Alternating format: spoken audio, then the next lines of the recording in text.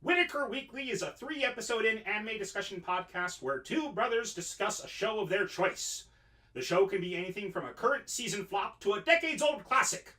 What are they going to talk about next? Who knows? They sure don't.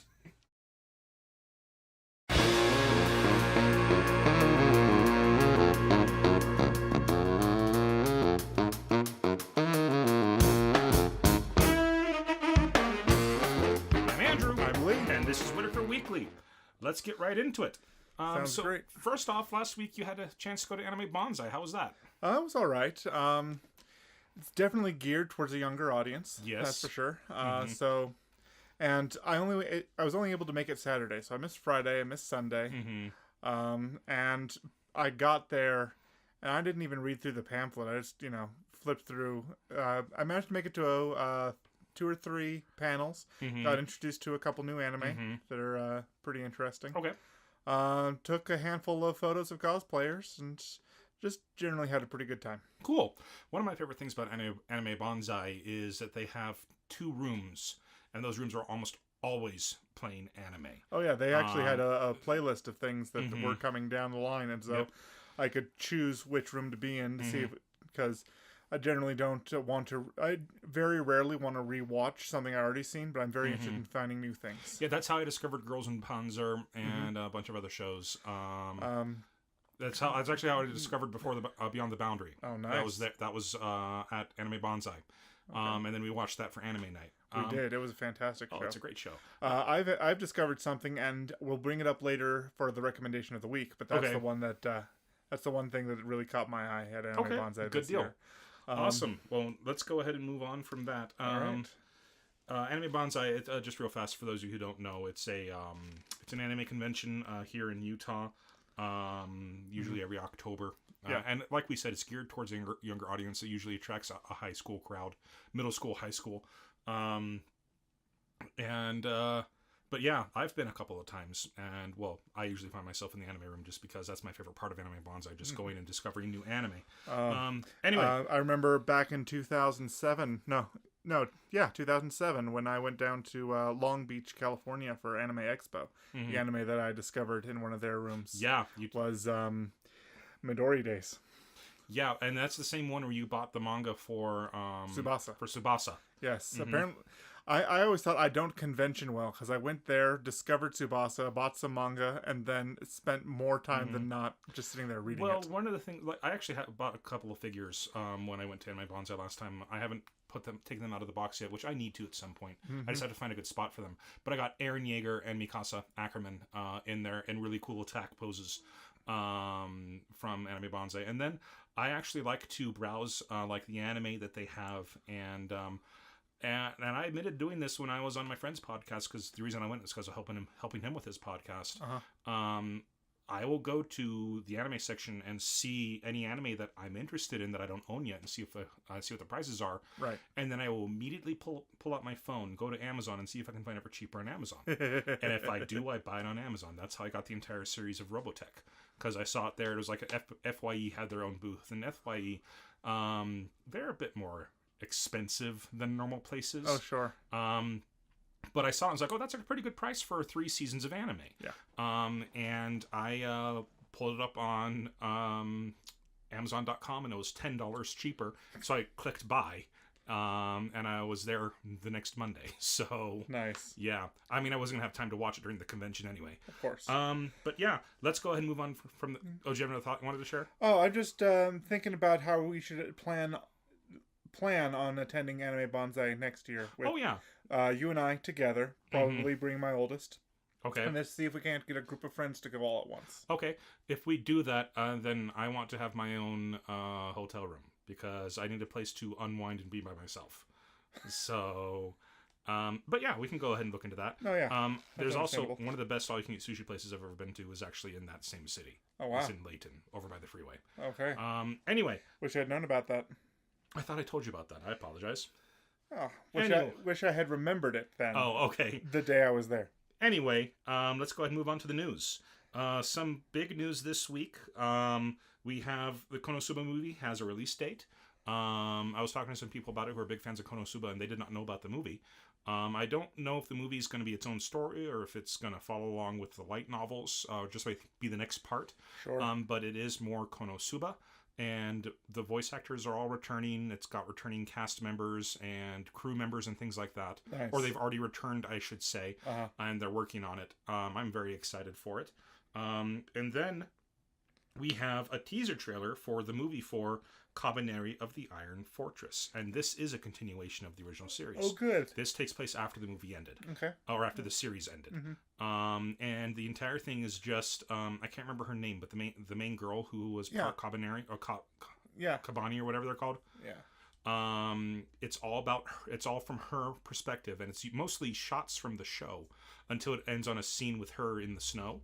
And it's a monologue that she's delivering about how she thought she was alone. She didn't think she could have friends until your warm hand reached out to me and stuff like that and made me feel like I had a home.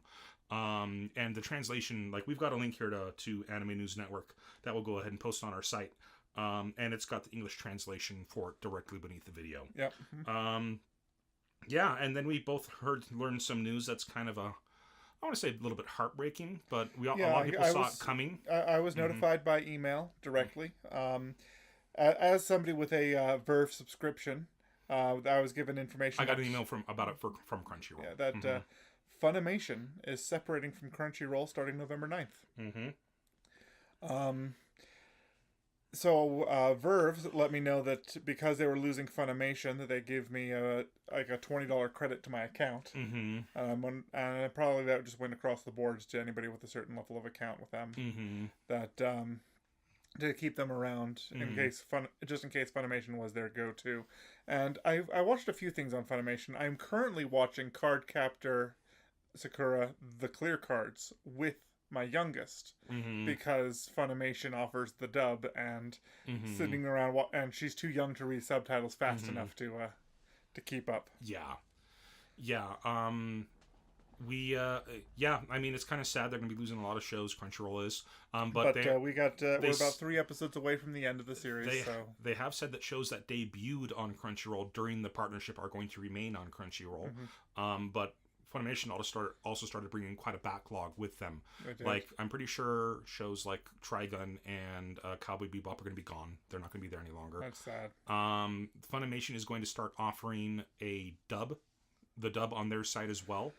But Funimation always offered dub. Do you I'm sorry, subs? the subs. Yeah, my apologies. Okay. They are going to offer the sub on their site, but they are not going to reintroduce the sub-only subscription. You have to pay, like, apparently they had a cheaper sub-only subscription, but now you've got to pay for it where you get both subs and dubs. Okay. One of the main reasons behind this is because Sony purchased Funimation last year, and Sony's been working on their own streaming services and things like that. Right. They're planning on investing heavily into Funimation. And would that be a Sony Crackle? Is that their streaming service? I have no idea. I know that the Crackle was involved. It was just a free channel that was being heavily promoted in the PlayStation media channel.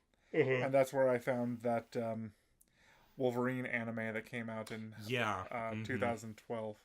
That's the one that was done by the Vampire Hunter D Bloodlust team. Yeah. Or also Ninja Scroll team. Anyways, same team. Same team. Or at least same art director. But anyway, they so now Crunchyroll has announced a partnership. They're getting a new partnership with another streaming service called I think it's called High Five. Something like that. High something or other. I can't remember. But I know that Mother's Basement, he did a video from them. So he probably had the inside scoop from Crunchyroll that this was happening, and he made a video about them. And they've got a bunch of stuff on their site, like a whole bunch of older shows and OVAs and things like that. They have K-On! Yeah, which I couldn't find anywhere. So these guys have K-On! And I'm very excited to get that on Crunchyroll because I really want to watch it. I've never watched it before. Right. Anyway, now but they've got a list. The email I got from Verve, telling me about High Five and all of the features that they had. They listed a number of different shows that I was very interested in getting access to. So they said they had a catalog of over 500 anime that Some of which I'd seen before, and some of which I was very interested in getting access to. I hope that on Crunchyroll gets the subs. Just because I don't really much prefer dubbed anime. No, that's fine. But even so, even if the question is how they'll merge with Crunchyroll, because on one thing it'll definitely be on Verve's multi-channel streaming service. Yeah, but I wonder how they're also going to mix it on people who just have Crunchyroll. We'll see what's happening. If it's a better deal for me to move over to Verve from Crunchyroll, I mean, I'll still have my playlist and stuff like that. It's just I'll have access to more things. I think you Verve. The interesting thing is, I think because Verve is connected to Crunchyroll, I swear I saw something along this line that you can log in with your Crunchyroll membership information at Verve, and because you're paid Crunchyroll, you have full access to all the Crunchyroll stuff, but you just have commercials on the other channels. Maybe you have to deal I don't know. So. But they anyway, I mean, I only use Crunchyroll, so I'm just going to keep using Crunchyroll for now. But shoot, I brought something up. I was thinking about something. Oh, okay. And something about Funimation leaving. Oh yeah, Funimation's leaving, but Sony's investing in Funimation. They want to increase the quality, and they want to bring Funimation pretty much worldwide is what they're planning on doing. Okay. So not just be an American company any longer. I was gonna say though, I jokingly say this with friends. The reason that I prefer subbed to dubbed is because I am a good enough actor to know when I hear a bad actor in English. I am not a good enough Japanese speaker to know when I hear a bad actor in Japanese. Yes. So, I was actually having a conversation with my family at dinner yesterday about the difference between subs and dubs. My wife was telling me about having a Chinese-speaking friend over, and they were watching Crouching Tiger, Hidden Dragon or something. And the subtitle read, "My Captain," but the word he used was an honorific that is either the most familiar way of saying "my captain" or the most honorific way of saying "father." And so, because of the level of depth that is actually in the original language, I can't tell you how often I've had the same experience when watching anime. I'm like, that's not what that means in the slightest, or that's a very base translation of what they just said. So, and on Friday night, was it last night? It was last night. Last night, I introduced my oldest to the first episode of Ouran High School Host Club in the English dub. In the English dub? Yeah. And most of the comedy's still there. It's great. It moves pretty quickly. Watching her react to why is that arrow pointing at that face? That arrow keeps coming back. What is going on? And the light bulbs. Oh, he's getting it. Oh, they're getting it too. It was just great watching her do that. So a lot of the gags definitely carried over. But the last gag of the episode, in the original Japanese, she says, "I guess I'm going to have to start referring to myself by ore," and then laughing about it. Where in the English, it's less funny because her line is, "I guess I'm going to have to start saying dude and bro more often." Yeah, that's just bad. Because the gag doesn't translate from Japanese. Because English doesn't have gender specific self-identifying pronouns. Okay. Anyway, let's go ahead and move on with the news. Crunchyroll's leaving on November 9th. Funimation is leaving Crunchyroll on November 9th. And I just barely learned this today thanks to a tweet. But Legendary Films is creating a live action version of My Hero Academia. Why? Because it's made money, and they want to make money. They're not going to make money. It's going to flop, just like every anime. Just like Dragon Ball Evolution. Dragon Ball Evolution. That's a guilty pleasure of mine. I fully understand the movie's garbage, but I love every minute of it. I went and I watched it with friends in the movie theater. Loved every minute of it. It was horrible. I agree with everything negative about that movie. I had a big smile plastered on my face the entire time just because it was so bad. I loved every minute of it. Sometimes that's the thing. But anyway. So maybe we need to wait for the Rift Tracks version of the live action My Hero Academia. I forgot to post this in the news as well. But they released the first image for Monster Hunter, the first still from the Monster Hunter movie that they're filming. Monster Hunter is known for having over-the-top weapons like a sword that's twice the size of your body type thing. Yeah. It puts the Buster sword to shame. And you hunt monsters, you carve the monsters up and get their body parts to make more equipment for yourself to go hunt bigger monsters. I put my phone on silent. Anyway, let me go ahead and put it on silent again. Yeah. Anyway, the first still is a dude geared out in U.S. military equipment with an M4. Okay. Not Monster Hunter in the slightest. And the entire, and it's just like, oh wow, that's a really fancy looking light bowgun he has. Because the light bowgun is pretty much a rifle. But yeah, it's okay. Yeah, it's just one look at it, you're just like, that's not Monster Hunter. What the crap are you guys doing? Yeah. And then you've got one more bit of news to go ahead and share. Yeah, I was scrolling through my Facebook feed, and Funimation announced that their dub for a certain Magical Index Season 3, Episode 1 dropped today. Yeah, if you want to watch it dubbed, go for it, but I prefer the superior sub. That's right, at me, I just said superior. Okay, that's it for the news. We are now moving on to 3 episodes in, and this was your peak. So how about your pick? So how about you tell everybody what you subjected us to this week? So this week, I subjected us to an anime that I had been seeing clips of. That Crunchyroll has been heavily promoting clips of this on their Facebook page. So it's been in my feed over and over again, being shared as video memes. Asobi Asobase. Oh, what a show, what a show. That's putting it lightly. How about you read? Alright, so here's the synopsis from Crunchyroll. Olivia is a blonde-haired beauty who was born and raised in Japan but can't speak any English. Despite always acting serious and as an intellectual, Kasumi is a bespectacled girl with short hair who also can't speak English.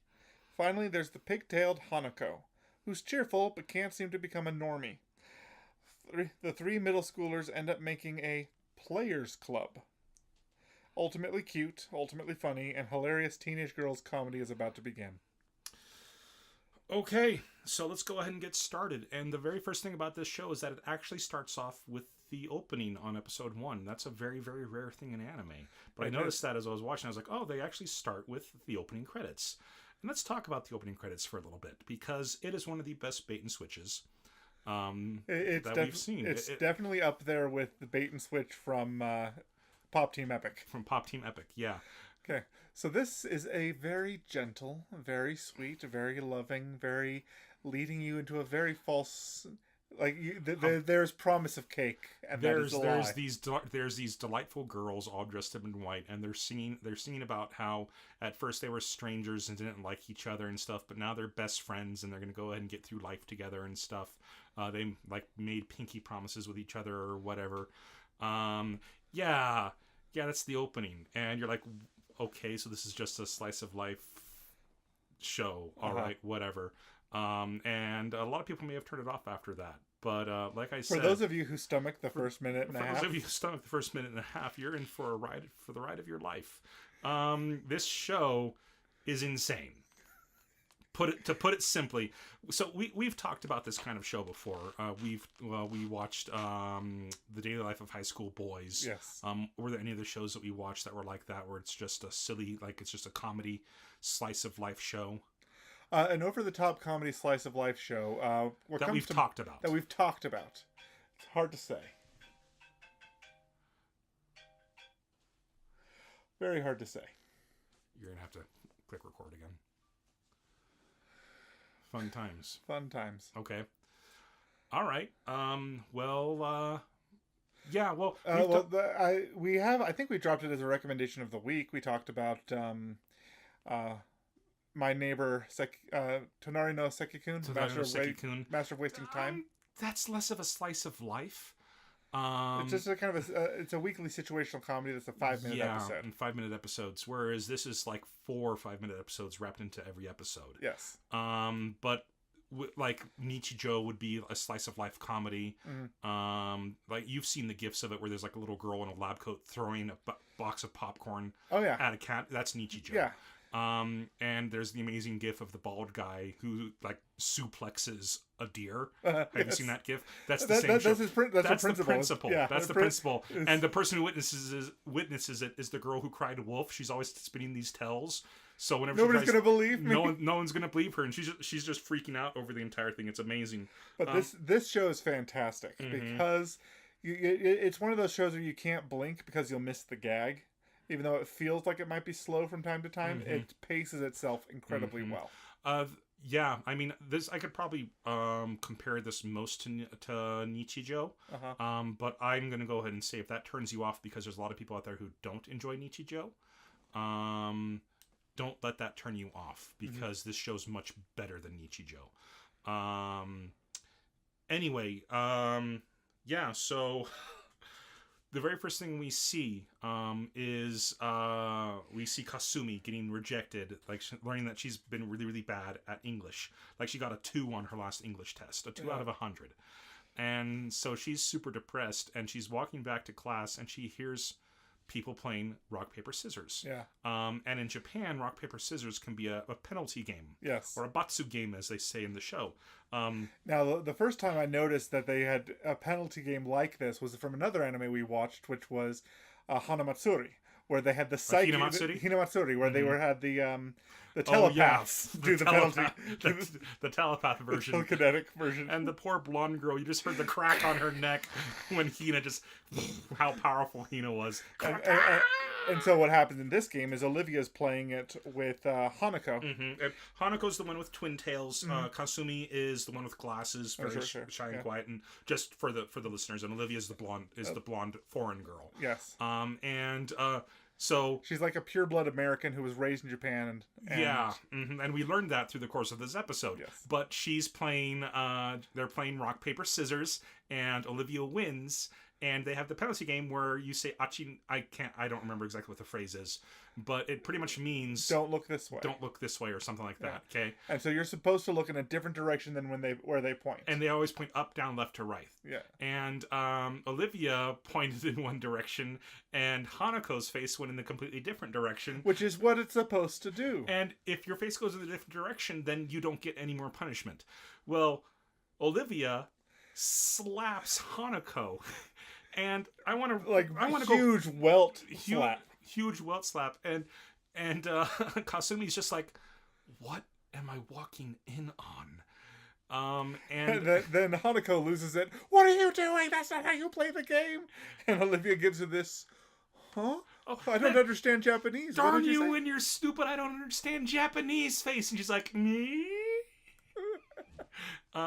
That's one thing that's just amazing about this show is just the art they put into the face, the expressions of the characters. Yes, and it's not so over the top and fun. Sometimes it's similar, but sometimes it goes so over the top that it's obviously referencing something else, and it's fantastic. And we'll talk about different ways that things are being parodied later on. The evil looks these girls give each other. But anyway, the looks of dark superiority or grim determination, or just every expression is smugness. Every expression is just so vital. But what happens is, and the quickness with which they change moods is just absolutely fantastic. And so they keep playing games,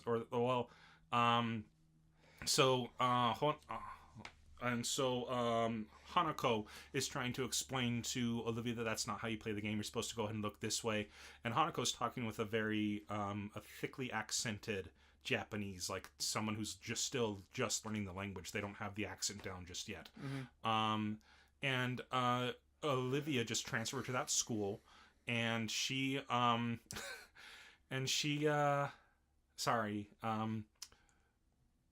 she loves Japanese games and Japanese culture. She's pretending. She's pretending. We can go ahead and just say that she is pretending to be a foreigner when really her parents. We said this earlier. Her parents were from America or from wherever, and they came over here to Japan. And Olivia's never been outside of Japan. She doesn't speak a lick of English. Yeah. But she's pretending that she doesn't speak a lick of Japanese to get away with abusing Hanako, who has been assigned to be her friend and show her all around the school. Hanako, so Katsumi asks them to shut up because they're being too noisy and she's trying to read a book in the classroom. Mm-hmm. And they apologize, and then they start begging her to play games with them. Mm-hmm. And they do the because because Hanako doesn't want to be slapped anymore. and Olivia's looking for a new victim. Yes, she is. Because she's had her fill of mocking Hanako. And so she says, okay, how about this? We'll play the game, and if I lose, you teach me English. Or if I win, you teach me English. And she's like, okay. And so they play the game. They play John Campbell, rock, paper, scissors again. And Olivia wins the rock, paper, scissors. And then she points, and Kasumi looks in a different direction. And then she tries to slap Kasumi, but Kasumi gets out of the way, but not enough to where she ends up slapping her in the breasts, which makes Hanako upset because Hanako is flat as a board. It makes Hanako upset, but it makes Kasumi darkly furious. And she goes, let's keep playing. Let's do one more round. And this time, Hanako wins rock, paper, scissors. And then she points in the direction, and Olivia looks in the direction of the finger, and she's bracing for a snap. But what is it that she shoves two fingers up her nostrils as far as they'll go, lifting her up off the ground or something.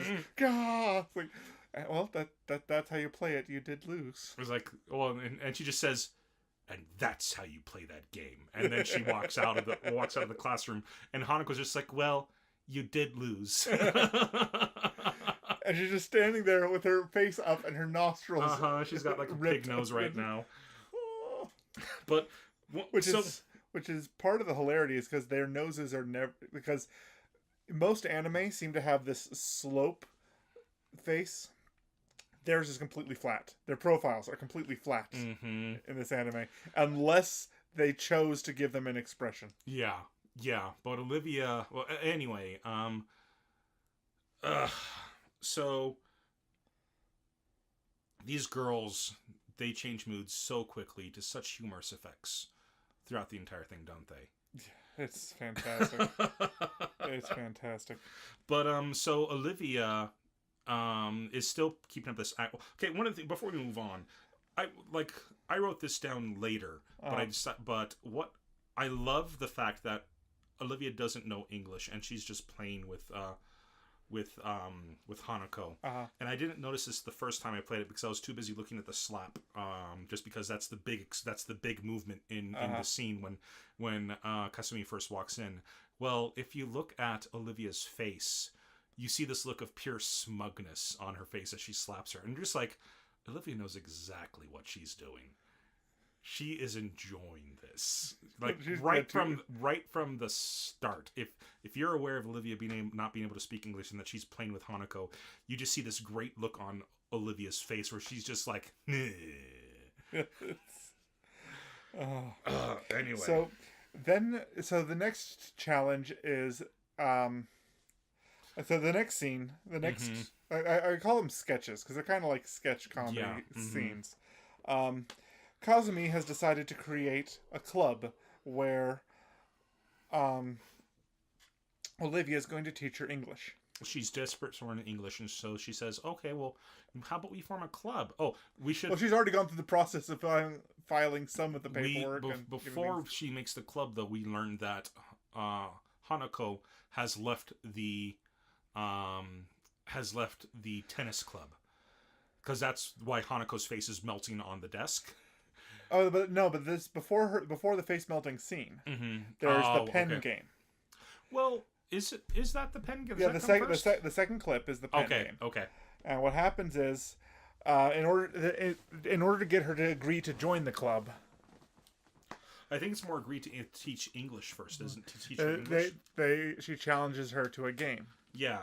And the game is she's laying one hand out on the table and has a pen and stabs back and forth, and that's a game. Because that's a game. The only other time I've seen this was in Aliens when Bishop did it to I can't remember the name. Bill Pullman's character. Yeah, Bill Pullman's character. and he ended up cutting himself. But Yeah. she does it, and Yeah, she does it, Olivia's she's really just fast. like, is this a game? This is a game? And then Then she does Olivia- it, but you don't see what happened. You don't see her hand until afterward, where Olivia sliced up her finger. Yes. Yeah, right in the webbing between the fingers. And Uh-huh. just, ow. Yep. And then, because Hanako's a sadist, she recommends they do it with a compass. She's the reason she does that is because she's like, well, you guys are both so fast. I couldn't judge who won because she's the judge. She's supposed to judge who wins. So how about this time you do it with a compass? So that it'll leave marks on the desk so we can see how close they were. Mm-hmm. And so Like, Olivia's just like, that's a terrible idea, but Kasumi's just like, that's fine. And then she pulls out a compass and stabs between her fingers with the metal part with the needle part of the compass. yes, with the stabby bit. So the compass we're talking about, I don't know how many people listening to this know the difference. There's two things called a compass. One is a round disc with a magnet that points north. But another one is a tool for drawing circles. And the way the tool works is it's on a hinge. And one side is a pencil and the other side is a needle. And you're supposed to have the needle in a stationary point. And if it stays in one point, and assuming that the angle of it stays consistent, you will draw a perfect circle every time. It's it's for trigonometry and geometry homework and stuff like that. So if you have, but that's called a compass, and they're talking about the very sharp needle point of the part where you put it into where you put that part down, and that's the part you swivel for the pencil. Yes. And so they're using that needle part, and then it goes to Olivia's turn, and she starts. Well, and Hanako says, "Don't worry. The worst outcome is that you'll be able to breathe through your finger from now on." And it cuts to Olivia's perspective, and she's got a hole in one of her fingers, and air is coming in and out of it. And then so she just has this dead look in her eyes as she starts doing it herself, like, that's so fast. Look how fast she's going. Wait a minute. And like the needle it cuts down and it shows the needle like a full 3 inches away from her hand. Just nowhere near. Nowhere near. So she loses. And so she has to join the club. But yeah, we learned that Hanako was part of the tennis club. And she's really good at it. Really good at it. She's their star player. And they're so excited. The teacher is so excited because she thinks they can go to the nationals with Hanako on their team. But Hanako turns around and she sees a couple of pretty girls, and they're just like, yeah, we've got a mixer this Saturday. You should come, talking to each other, not to Hanako. It's like, oh, well, make sure there's a lot of guys with cute faces there, guys that are my type. Of course, everyone there will have great faces. And like, this is going to be great.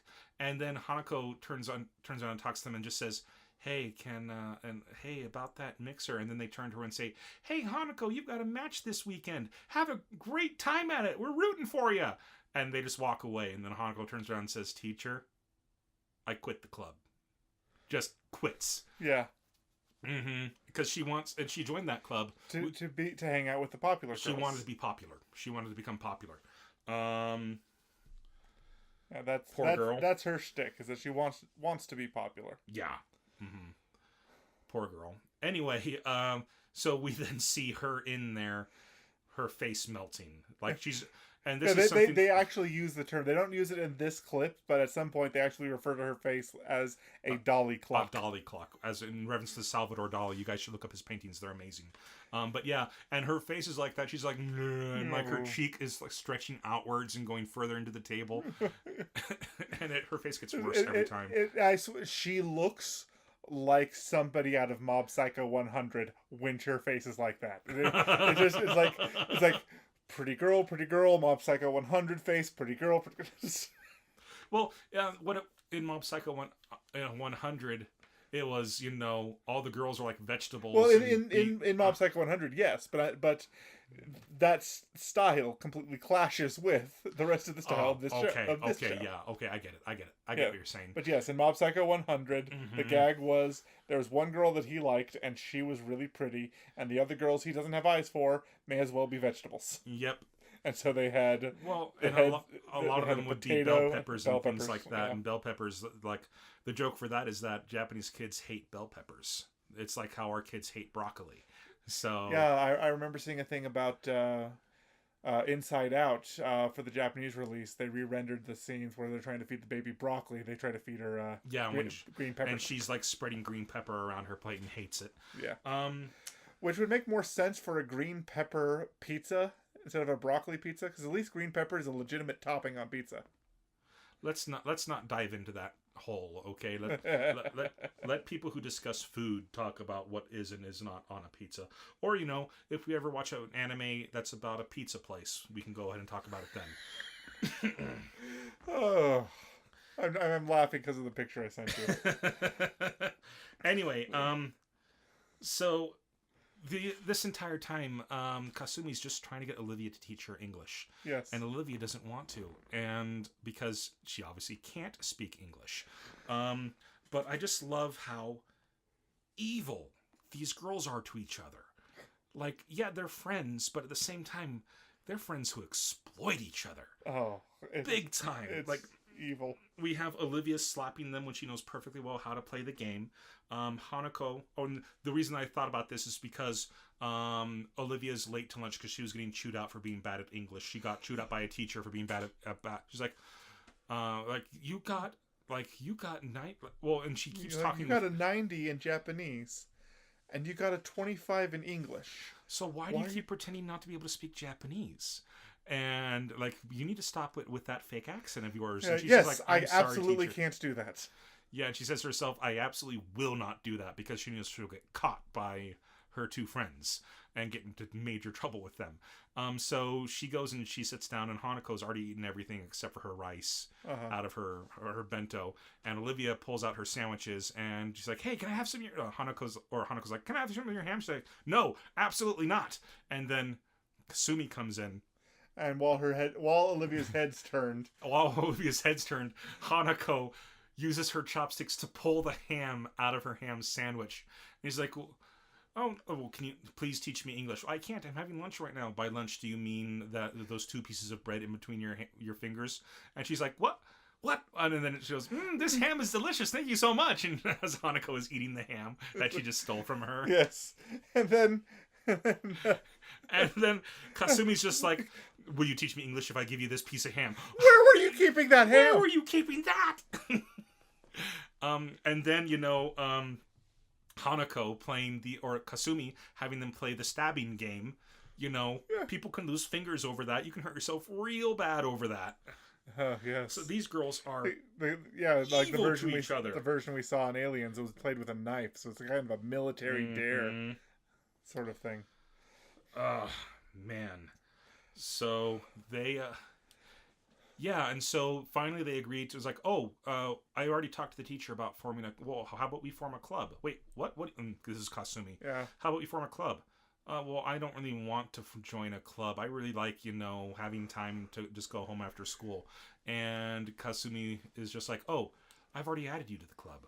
Wait, what? Yeah, the teacher approved it. What? Huh? Yeah. What? Well, what club is it? The English Learning Club. Oh, that's a terrible idea for a club. All right, well, what do you want to make it? And so they get into this big argument about what the club should be. He's like, well, how about we just make a club about playing games? Wouldn't that be fun? And eventually they all agree to make this players club. Yes. Which the Asobi Asobase. Or that's the name of the show.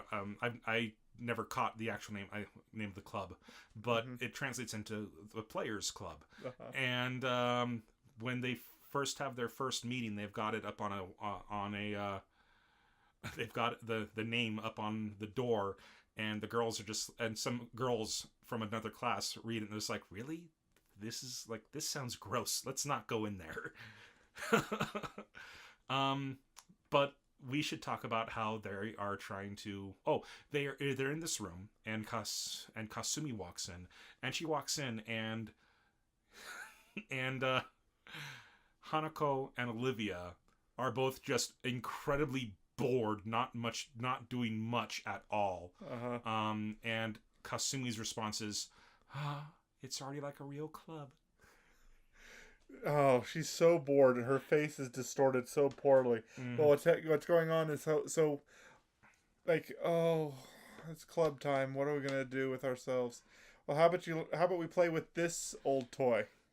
I forget what it's called, but it's the toy that it's the ball on the string, and you It's a ball on a string, and it's the top of it is kind of shaped like a hammer, where it's concave on the hammer head, so you can catch the ball there. But also, the ball itself has a hole drilled in it, and there's a peg at the very top of it, so you can catch the ball that way as well. And they spent the entire week playing with just that until they were incredibly good at it.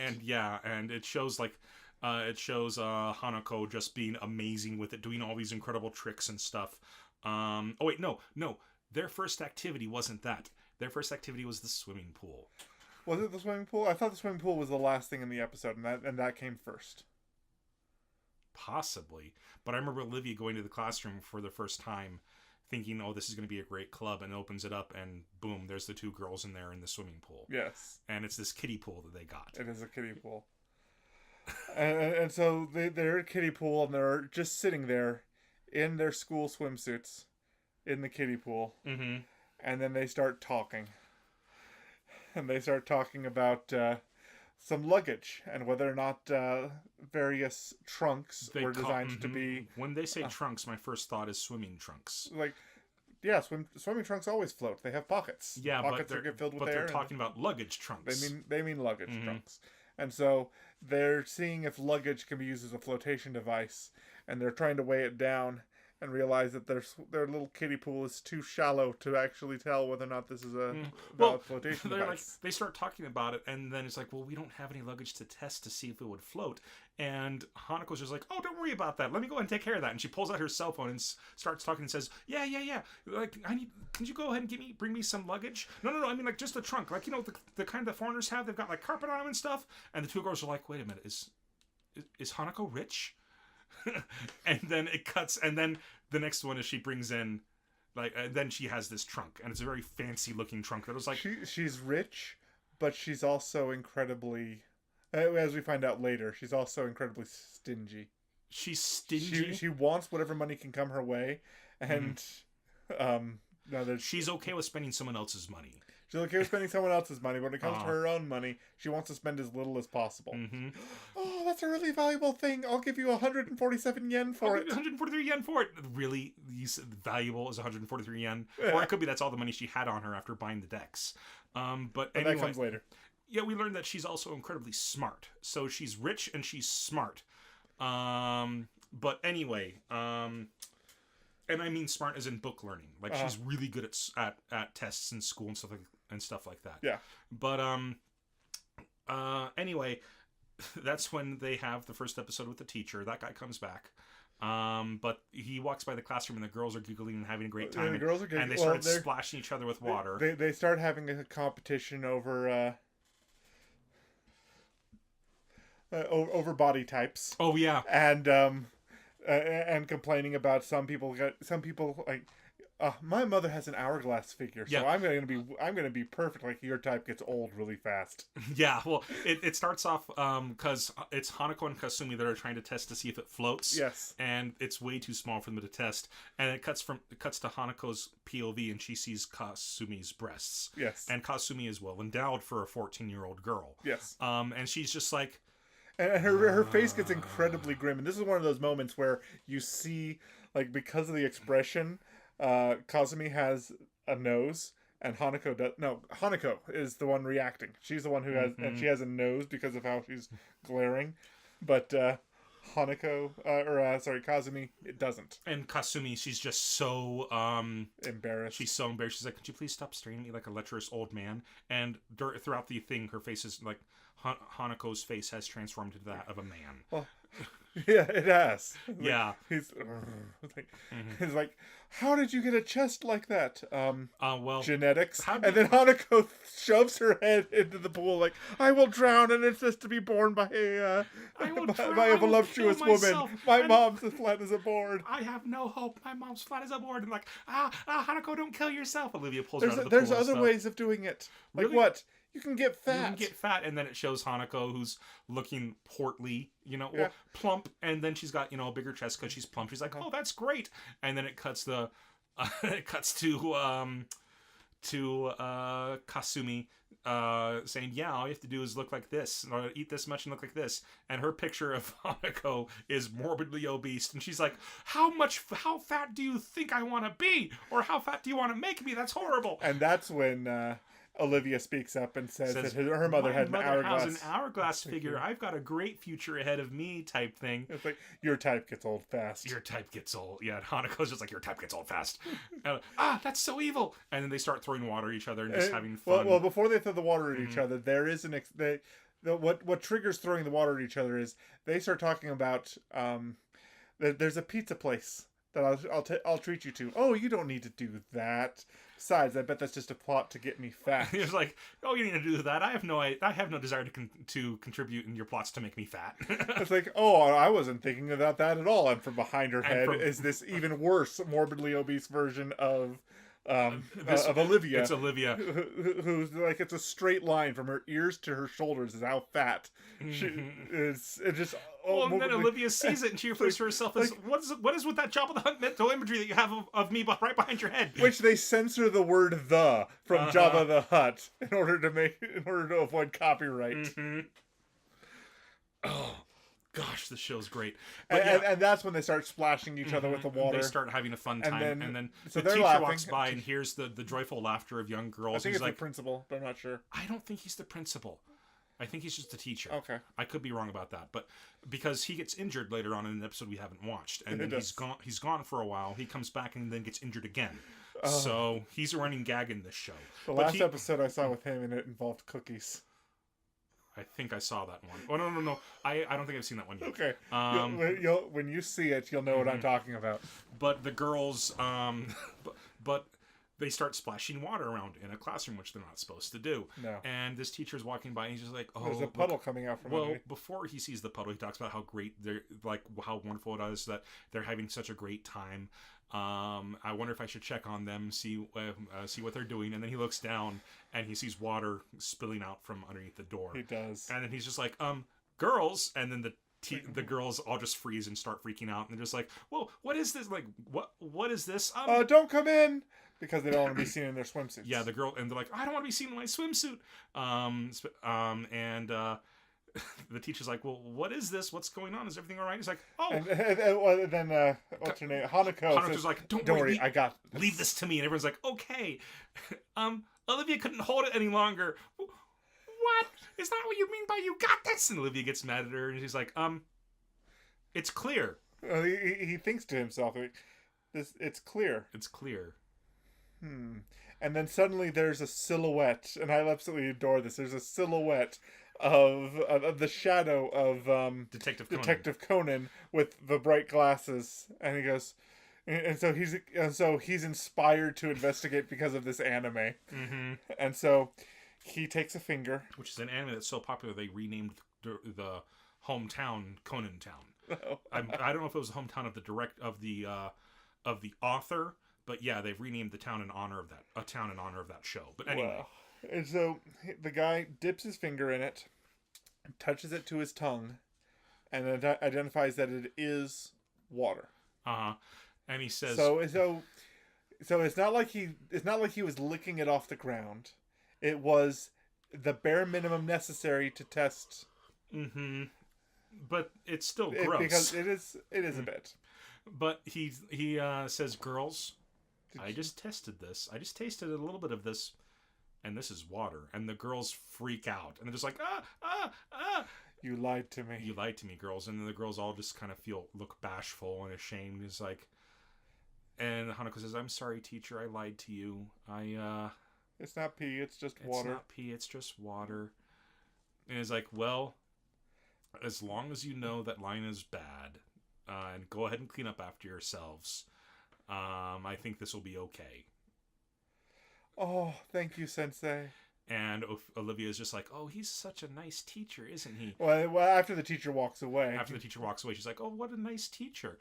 And then Hanako's like, what are you talking about? He's a perverted old man. That was absolutely disgusting. I can't believe he did that. Yeah, and then it was just the dawning realization on Kazumi's face. As her face just goes blue with, oh, right. she's just pieced it all together. Like she was caught up in the moment as well. It's like, oh, he is nice. Oh, she's right. Oh, she's right. That's disgusting. Yeah.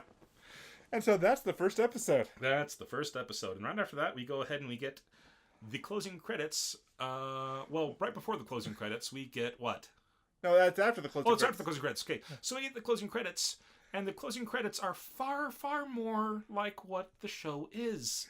It's death metal chalk drawings. Yeah, it's like harsh chalk drawings of the girls all playing instruments. We got Hanako on guitar, you got Olivia on bass, you've got Kasumi beating the drums, and if you listen to it, the drums match the beat of the drums in the song. So they actually timed it with the song rather than just, doing motions and then having and then doing the music along with it. But which reminds me of the ending credits of Kids on the Slope? Sekikun. Oh yeah, where he's got all of these things out on his desk and he's drumming along and the girl starts jamming out and then realizes she's jamming out and doesn't want to be anymore. But yeah, it's nice to see effort put into synchronizing music to animation. But this one, it's and the vocals go between death metal screams and a little bit of gentle whisper. It's, I wouldn't say it's Beauty and the Beast to that extent. There's a style of metal where the singing style is Beauty and the Beast, where you have a woman or sometimes a man, singing with a very professional sounding operatic voice or just a very beautiful sounding voice, and then you've got the death metal screams, and that's Beauty and the Beast. Okay. But they so it's not quite that. No, it's not quite that. But they just kind of sing with their voices, and then there's death metal screams going on with it as well. Yes. And it's just these it's the closing credits that you can never skip because it's just so entertaining to watch. I just wish there were subtitles.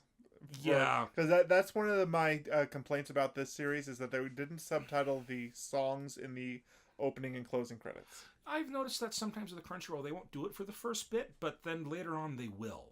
Like for the first 5-6 episodes they won't, and like from episode 7 on they've got the translation for it.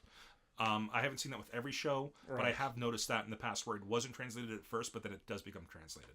I've actually I tried looking up translated lyrics online, but I only found transcribed lyrics. And there's some people on YouTube who've translated it, but I don't really want to listen to a YouTuber's translation of it. Not saying that it's going to be bad, but a lot of times they'll change the lyrics to match the tempo of the song. Right. So it makes more sense in English rather than being faithful to the translation. So it's a transcription as opposed to a translation. Yes. But they anyway. So and then we get it's not a next time, but every episode has ended with this little skit.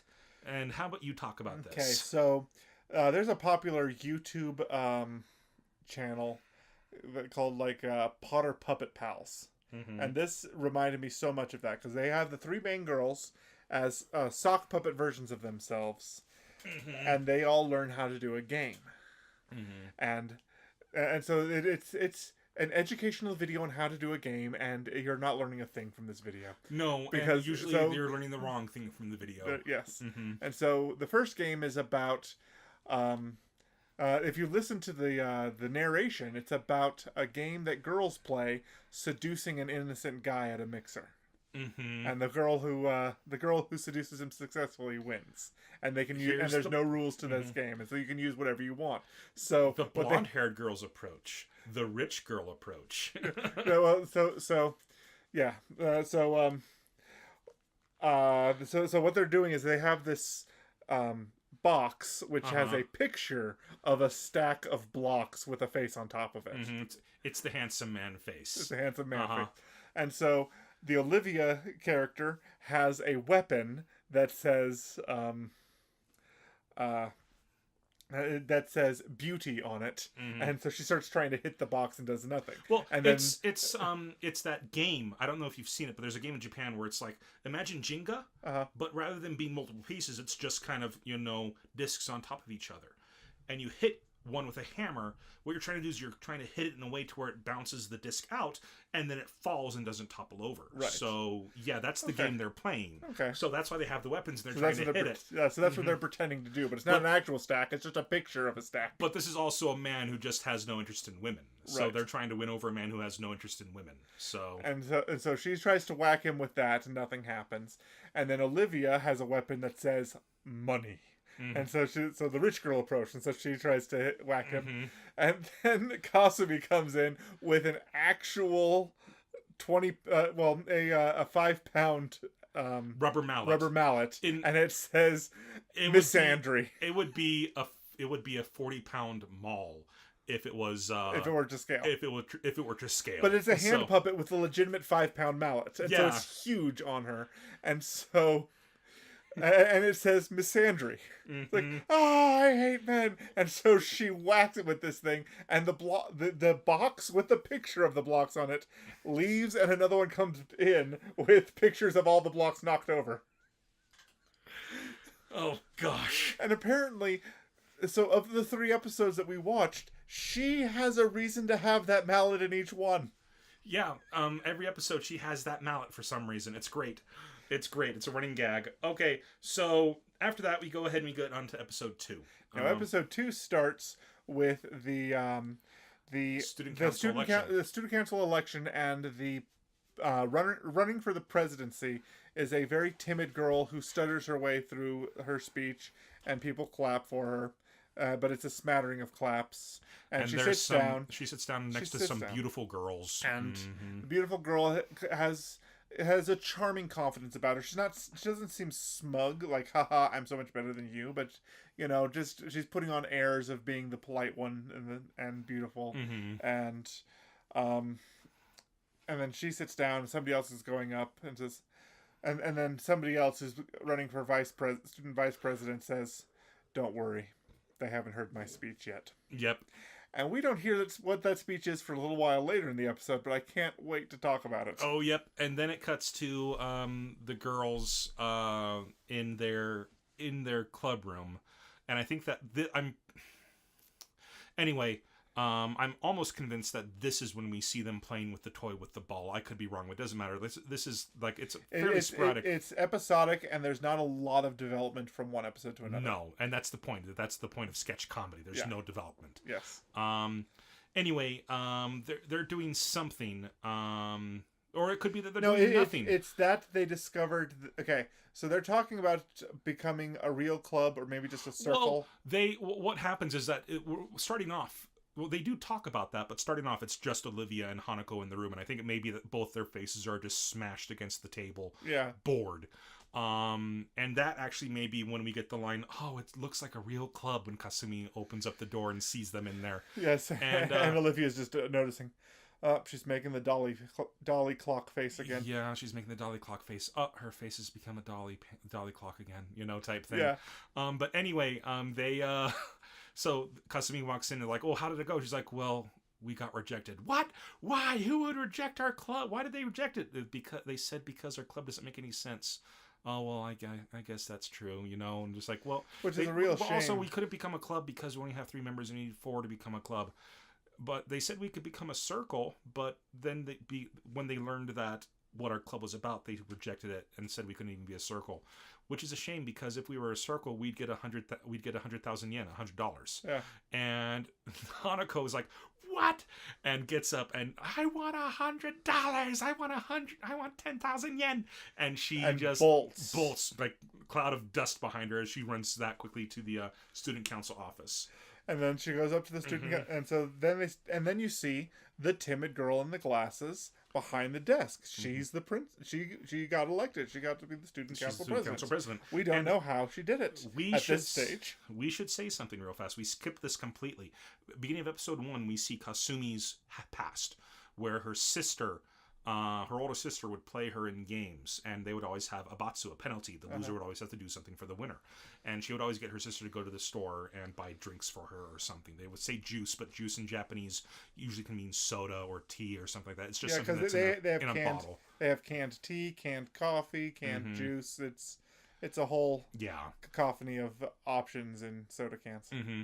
But they but anyway, they so, and she kept losing to her sister. Her sister would keep winning in these games, and so she hates penalty games. She and she works through that in the first episode. We skipped that. But anyways, in episode 2, they're like, well, the student council president, it's just like, well, no, you can't. I'm sorry, you can't have, like, I don't understand your club. It's like, well, oh, okay, well, please accept our club. Hanako says. So what does your club do? We're learning to be popular girls. We're learning to be popular girls. What? No, we waste time. No, Are these girls making fun of me? We're learning English. We're studying English. Well, then why isn't that in the name of your club? Well, what happened to playing games? What happened to playing games? Yeah. And then they It's like, all right, if you can beat me, if you can beat me 2 out of 3 in a game of 6-on-6 Othello, then you can. By 6x6 Othello, then you can, then I will approve your circle. And like, yes, and then and she beats 2 of them so handily they didn't even bother animating it. It's just like, all right, don't worry, girls, I'll get this. Like, I don't have the heart to tell them that they've already lost 2 out of 3. Yeah, and then Hanako's just like, I've got a great strategy for Othello. I've never been beaten. And Hanako, like, the president gives her the option to go first or second, and Hanako's like, I'll go first. And he's like, this is how you win. After you claim the center, you go for the corners, and you'll be unstoppable. And then she's like, wait, I don't have any pieces left. And like, because the student council president just took over the entire board. Yeah. And she just says, well, here's the thing about 6x6 Othello that a lot of people don't know.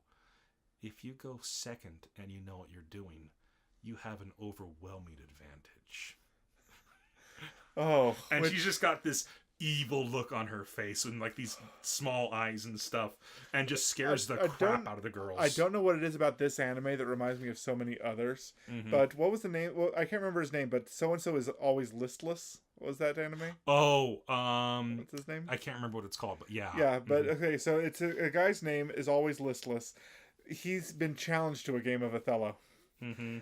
And he plays, and he loses so on purpose that he actually puts so he's playing white. The girl he's playing with is playing black. He loses because he has fewer pieces, but the pieces he left on the board make the kanji for the word white. Mm-hmm. And so he lost the game but won the moral victory. It's just the things that they do. Mm-hmm. It's so great. Is it Tanaka-kun is always listless? Tanaka-kun? I don't think so. No, that's another great show. That one's a lot of fun. Okay. So they lose. They do. And Olivia's super upset because she really wants to play, or she really wants to. She really wanted the $100. She wanted the $100 so badly, which is so funny because she's super rich, and can get her butler to buy her whatever she wants. Yes. So, and we haven't met her butler yet, but you meet the butler at the beginning of episode 4, as it turns out. So, or at least they start talking about him beginning of episode 4. So, Shogi's a game where you fire lasers out of your butt. It's super dangerous. What? Huh? Wait, what? What do you guys? No, that's Shogi. That's Shogi, right? You fire lasers out of your butt. This show. We're not there just yet. We're not there just yet. But anyway, I correct me if I'm wrong, but I believe the next skit is the penalty game where they have to smell each other's armpits. Not yet. We're before the next game. What happens is after talking to the makeup. No, not even the makeup. Oh, really? What we're getting at is, okay, it's after they've had the competition playing Othello with the student body president, that walking back all dejected, finding out that they didn't get the money, that it's revealed how she got the job. Oh, how she got elected. And what happens is the vice president gets up and delivers the speech. And so she's all darkened and has lines through her body, kind of indicating just how intense she's being with, I don't really care about the presidency, but I can tell you this. and then she suddenly turns into the girl from The Ring. Mm-hmm. Her face is pale white. Her eyes are off. Her hair is in front of her face. Because they asked her, like, well, yeah. And she's like, so how does such a timid girl become? Like, Olivia's just like, because she transferred to the school. She's like, how did such a timid girl become student body president? Oh, well, the thing is, she gave a really bad speech, but the vice president, the vice president gave a really good speech, and so and so this scene comes up, and she turns into the Ring girl with the face and the eyes and the hair, and it's just, if you don't vote for her, watch where you sleep. And be careful be careful what you eat. Be careful what you eat, and be careful walking home at night. and then it cuts back to the girls, and Hanako's just like, yeah, I didn't want to die. That was a really effective. Yeah, she won the election after that. It's like, and then Ophelia's just like, isn't that just bullying? That's a threat. That's intimidation. Isn't that just threat, or isn't that just intimidation? It's like, yeah, no, that was a really effective speech. I didn't want to die. So yeah, that's how she won the presidency. Oh my goodness. Okay. Okay. And then shortly thereafter is the they end up talking. Okay, the next bit they end up talking about. It's English again. It's English again. Yes. Kasumi has an even worse grade this time around. She went from 2 to 1. Yeah.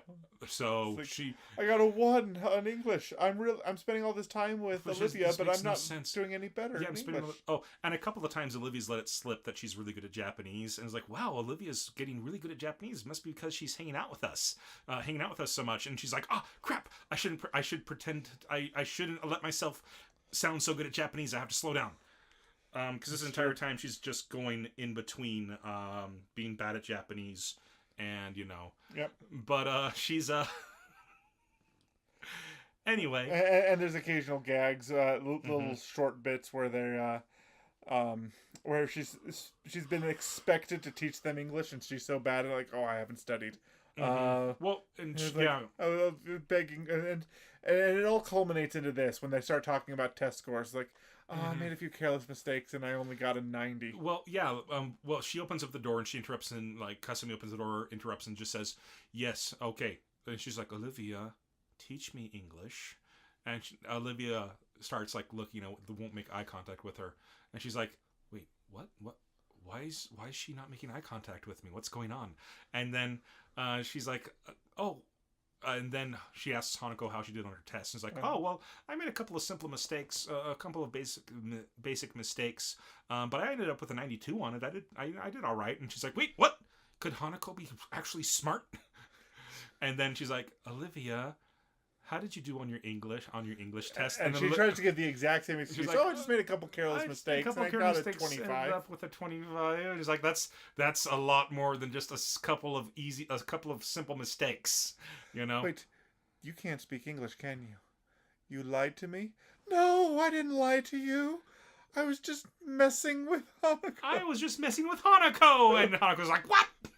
It's like, no. Now that you know that I don't speak English, do you not want to hang out with me anymore?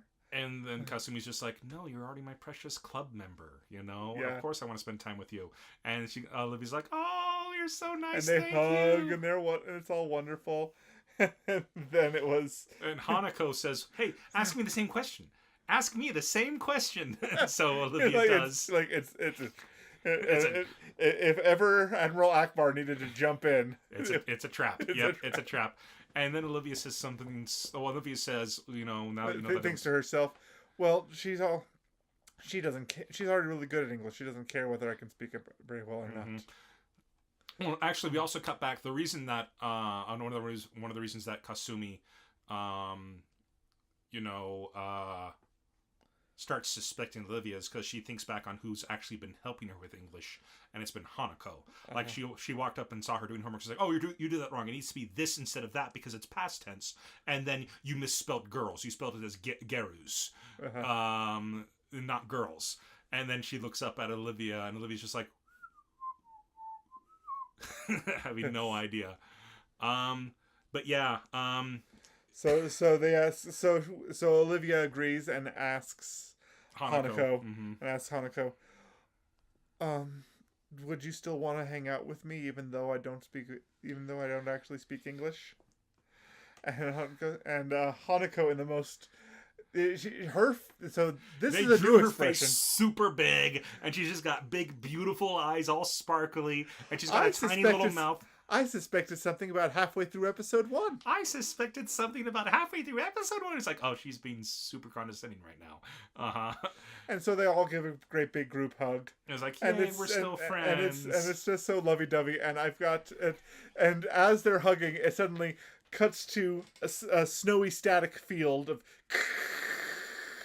and then the slap at the beginning of episode 1. The slap zoomed in even further, and then cut back to they're all in a group hug. Olivia's eyes are closed. Kazumi's eyes are closed. Hanako's face has turned into the demon from The Grudge. It's evil. She looks so evil. And then it's like, so do you want to play a game? Or I don't remember the exact question, but Hanako replies with a yeah, but does so with that deep, echoey, demonic sound that you do to a. Yes. I had Matt, who was our guest on our podcast episode, when we did a reading of something that I had done. I had a demonic voice that needed to be read for, and he taught me that one way to do that is to have both people read the same lines, but have one person lead and the other person speak less than half a second afterwards, and so the echo is in the room, and it sounded really good. UVU. That's the sound. I went to a performance of The Tempest at UVU back in the day, and nobody on stage said a word. There was all the actors on stage were dumb actors, mute actors. They all had masks on, and you had 4 readers, one on each corner of the stage, who read the script. Ben King was actually in this show. That's one of the reasons I went to go see it. Oh, fantastic. I'm sad I missed it. For all the spirits, they had 2 people reading the voices of the spirits. And Ben was, I can't remember the name of the spirit who works with Prospero. Okay. But Ben was one of the voices for that. And they read the same line at the exact same time, in the exact same pacing, but with different voices. So it just gave the demons and spirits this otherworldly feel to it. Fantastic. And it was awesome. It was so cool. I'm pretty sure they went to nationals with that. Oh, wonderful. But anyway, so episode 2, I forget what the skit is at the end of episode 2. I remember what the skit is at the end of episode 3 because I wrote about it. Okay, so what was the episode 3? The episode 3 skit was the hide and seek. Hide and seek. Oh, right. Yeah, with the bear. But so 2. We don't have to talk about that. We can go ahead and just move on rather than try to scrape our brains for it. Right. Anyway. Oh wait, no. Yeah, no. Okay, sorry. Episode 3 starts, and episode 3 starts with the makeup. Oh, the makeup. Okay. So the makeup skit starts as follows. Oh wait. There's a teacher who. So there's a teacher who is going through all of the students' backpacks to make sure that they didn't bring contraband. And Hanako is smugly saying there, "Oh, you stupid popular girls, ruining your complexions wearing makeup so early in life. I'm smarter than you because I don't wear makeup and I don't even have to bring it to school. You don't even have to wear makeup until you're 30. Until you're 30, I'll look better than you when I'm 30." She's thinking to herself. And because she's so because she's smugly thinking about what's going on, she stopped thinking about the contraband that's actually in her backpack, which is a great big nerdy manga. Real fast. That's something that we actually missed. In episode 2, at some point, she and Olivia are playing a card game. Yes, they are. And it's like this world's version of Magic the Gathering. It's like Yu-Gi-Oh meets Magic. Boys School War. Yeah, Boys School War version 3, and she's so excited that she finally got cards and got someone to play with. And so she plays this card and this card, and one card it's like it's the captain of the sumo team, the other one is the captain of the tea club of with enhanced kneeling ability. And then it cuts over to Olivia, and she's like, what? what? She just told me the rules. She just I told me the rules. I going don't know on. what it's doing. Oh wait, this one's really powerful. I'll play this, and she plays The blue-eyed, winking, dangerous boy. the blue-eyed winking dangerous boy. Yeah, and the card actually reads like, pull 3 gal cards from your deck. Mm-hmm. And then has just... Yeah, but he she plays that the blue-eyed winking delinquent, which is obviously a play off of the Blue Eyes White Dragon from Yu-Gi-Oh. Yes. And Hanako just starts freaking out. She's just like, I need that card. You have to give me that card. That card's incredible. That card's one of the most rare cards in this entire game. Oh, really? I just got it from the booster pack because you made me buy the card so I could play with you. Please, I'll buy that off of you. I'll pay you 143 yen for it. And that's when like we mentioned before. Yeah, Olivia's just like, really? 143 yen for a super rare card? It's got to be worth more than that. But anyways, that happened in episode 2 at some point. So in episode 3, pulls out from her backpack, she pulls out a magazine or a manga or something from that same series. Yeah. And the entire class now knows how nerdy she is. Yes. And so she ends up back in the classroom and her life is completely destroyed. And and Olivia says, "Oh, you should have just done what I did." And Olivia, your backpack's completely empty. Yes, I forgot everything. Oh, you forgot everything, huh? Well, I guess that's nothing you can do about that. And then it cuts to all of her stuff has been stuffed in her shirt behind herself. So there's a big bulge. There's a bulge in the back of her shirt, and there's an arrow pointing at it, and everybody behind her can totally see that that's what she did. That she stuffed everything into her and into her back. And then we cut, and Olivia learns. And it's like, well, let's see what everybody brought. And so they're in the club room in Kasumi, and they're like, well, how did you hide? Yeah. Well, they ask Kasumi, how did you hide that book? Because she had a book herself that was contraband. She's like, oh, I borrowed this from the library. And they're like, oh, so if it's a library book, it's okay, huh?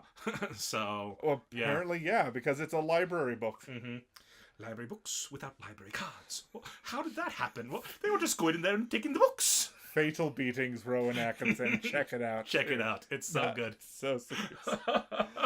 They were just walking in there and taking the books. Oh, during the beating. Oh, that. Mr. Perkins, I must say that you have a morbid curiosity with your son's death. I find it quite disturbing. I find it quite disturbing. Anyways, that's enough being off topic. Yeah, check that out if you guys have. Okay, so the skit continues. Mm-hmm. And Olivia pulls out a makeup. Well, Hanako insists everybody dump out their bags and everybody show off what's going on. And Olivia, and they comply. And Olivia's bag happens to have a little pouch of makeup supplies. And Hanako immediately becomes the Spanish Inquisition. Witch Hunt. Witch Hunt is the name of this sketch. Mm-hmm. And so Hanako is just like, oh, what's that? And so Olivia's tied up, and Hanako's accusing her of being a slut. And... You're a popular girl, huh? Doing makeup, and it shows her in like these priests, like the Spanish Inquisition outfit, the long robes, the hat. The cross is actually an X. It's an X, yeah, but we know what it's supposed to be. And she's just, Olivia's tied up, and she's about to, be burned at the stake for being a witch, and she's like, oh, that's just for practice. Wait, what? Yeah, well, here's the thing. And then it cuts to Olivia, and Olivia just gets another one of her smug looks. And she's just like, they want us to not wear makeup in school, but as soon as we go into the professional world, we're expected to wear makeup. We're expected to know how to do it. Well, isn't that ridiculous? I mean, they don't, we have to practice, we have to do this. And Olivia and Hanako's like, oh, yeah, I guess that's right. But wait a minute. What about college? Can't you practice during college? Well, what about the people who get a job right out of high school? People who get the job right out of high school. And I forget when this line happens, but there's a great line where Hanako's freaking out. Olivia says something to calm her, to persuade her to do something. And it cuts to, and it's Kasumi's thought. And she says, wow, Olivia's really learned how to handle Hanako well. Yes, she's playing her like a fiddle. Uh-huh. And so, and Hanako has a complete change. She's now enthralled with the idea of learning how to do makeup because it means you're not a slut. And they keep not only they censor the word, that I don't know what word they're trying to say for that in the traditional Japanese, but it's dubbed by a deep-voiced man. He was just talking in front of it, something weird like that. There are certain words that they censor out, either because of copyright issues or rating systems and stuff like they have in Japan. Why did you censor the word clock? Why did you say the word clock? Now you're making me sound like I'm saying something else. That would be a Z Frank thing. He was doing one of his true facts about some animal, and for whatever reason, the word clock got bleeped. Like, why did you censor the word clock? Well, that's like unnecessary bleeping, unnecessary censoring for the Count from Sesame Street. Yes, makes it sound so horrible. If you know, even if you know what the song is about, it makes it sound horrible with the bleeping. Yes, they bleep out the word count. Mm-hmm. And we know how much the Count loves counting. Anyways, but okay, so the skit continues, and it starts building to the climax where they agree to let Hanako try out makeup. So Hanako wants to be experimented on. And so Kasumi has an older sister, so she has some experience with makeup, and so they try some foundation and realize that that didn't really do much because Hanako has a beautiful face and really good complexion already. It starts off with Kasumi. It starts off with Hanako being like, "Let's start. What do we start with? What do we start with?" And then it cuts to, and it's Olivia, and she's looking down at her makeup, and she has no idea. She's never used it before, so she's like, maybe the blush, the stuff for the cheeks first. And that's when Kasumi steps in and she's like, no, you need to start with the foundation and do stuff like this. And they're like, oh, how do you practice? No, I have an older sister, so I know a little bit about this. Yes. And so she does that. The foundation goes on, but it doesn't really make a difference, and so everything's fine. So you must have really good complexion already. And she's like, okay, well, let's go ahead and try this next. And so she says, all right, now let's do a little bit of shading. And Olivia just jumps in and says, rouge. And so she's like, it's time for eyeshadow. It's eyeshadow. Yeah, the eyeshadow was first. And so she was... And it's purple. It's a purple. Big lump of eyeshadow around her eye. All around her eye. And so it cuts to her, and there's a sound. There's sound effect when it cuts to her. And you see Hanako's face, and it looks like she got punched in the eye. And the girls are just like... it looks like she got punched in the eye. Oh no! And that's when Hanako has a brilliant idea. Oh, only do half of my face, so it kind of looks like one of those magazines where you have the before and after. It'll be great. And then they do so they blush. Put a little bit of blush. Cut back to her. She's got a big old pink welt on her face just because she like. You do not need much blush or eyeshadow to make an effect. And now you and I have both been in theater. We both had to put makeup on, and so we don't get washed out white for stage plays. Yeah, and so we know, and we also know to wipe it off if we get too much. Yeah, but they got that far. When the teacher who is confiscating makeup earlier walks in and sees this girl. We're surrounded by two other girls with a black eye and a red cheek. And it cuts to this perfect shot of just pure shock. And it's stark black and white. It's like they ripped it straight from the manga page. They didn't need to color it or anything. It's just... The girls just start freaking out because they're getting caught using makeup at school. Well, no, the teacher has the expression because she sees that she thinks this girl's getting abused, and then the two girls are leaning over her in the perfect position to make it look like they're attacking her as well. Yes, and then Hanako has the exact same expression, and you know it's Hanako because it's still stark white with the purple around the eye and the pink on the cheek, and it's perfect. And she thinks it's the greatest expression. This shot is perfect. Well, and then the teacher comes in and then proceeds the two girls and proceeds to walk out with them and says, "It's okay, Hanako, you did nothing wrong." Hanako, go ahead and go to the nurse's office, please. And Hanako's like, "No, wait, teacher, you're misunderstanding. That's not what's going on here." And the teacher's like, "Hanako, it's okay. I'll take these two to the principal's office." Well, Hanako's convinced she's in trouble because she's wearing makeup at school. Yeah. And she doesn't know what it looks like. No, she doesn't. She doesn't realize how terrible it looks like. And so the teacher takes away the other two girls, and she says, "Oh, and I forget what Kasumi's family name is, but she says, Kasumi, you might want to go ahead and eat that mochi you have in her hand." And she's got the powder puff. Powder puff. She's like, "Oh, this is a powder puff." Teacher, can it be possible that you've never put on makeup? And the teacher freaks out a bit and then just drags him off and closes the door. And then it cuts to Hanako, and she's like, "Lucky! Yay!" Like she didn't get into trouble. She literally says the English word, "Lucky!" It's like she's got a black eye and a bruised cheek, and she thinks she's lucky. Lucky! It's the most... Mm-hmm. It's great. It's just great. It's really, really silly how Hanako, like, they just draw her in so many different ways. Either she's really cute and adorable, or she's just awful. Oh, she's awful. When she's got her lazy face on the table, it's just terrible. But when she's just got her average face, she's kind of an attractive young woman. Yeah. But yeah, it's they just draw her in so many different incredible expressions, both cute and adorable, and just horrifying. Anyway, so we after that happens, we have Hanako. Kasumi is leaving the teacher's lounge after she was. Oh no, Kasumi is. Okay. She dropped a. She was cleaning the erasers for cleaning the classroom that day, and she dropped one out of the window. And so she goes down and she picks up. She finds the. She finds the other eraser, and she's like, "Oh, okay. Well, now that I found it, I can go ahead and get to club. I really hope they're not worried about me. I'm pretty late." And she's just super glad it didn't hit anybody in the head when she dropped it out the window. And she just starts hearing this noise of someone doing something extraneous. Yeah. And she turns the corner and she sees Hanako swinging like a tennis match, just swing, swing, swing. Yeah. And she's like, "Oh, Hanako, I wonder, it looks like she's practicing for tennis. I wonder if she'd be happier if she was still in the tennis club than with us in the players club." And it cuts to, and she sees what Kasumi, or what Hanako is playing with. And I forget what it's called, but it's a special type of racket that has like Japanese classical figurines on it. And they're like made specially to where they're like dolls on these things. They're a doll extruded from a paddle. Mm-hmm.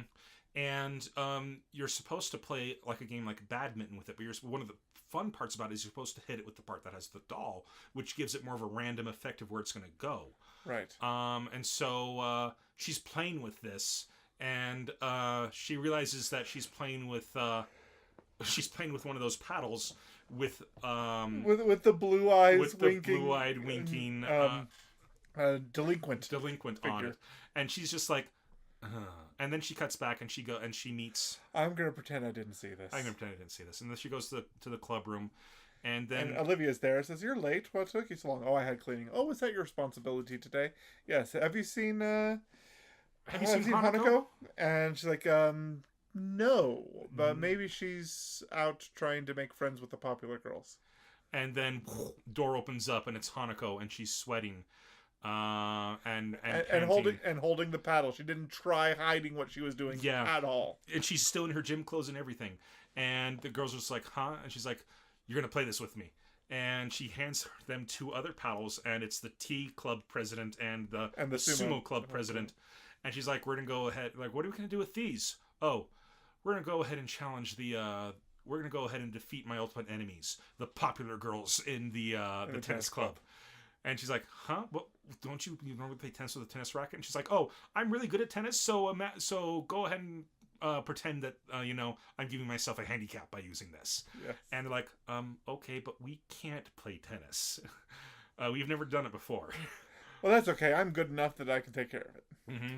And so she goes down to the tennis courts, and the teacher is super excited to see Hanako. She's like, Hanako, you came back. Preliminaries were so difficult without you, but we somehow managed to pull through.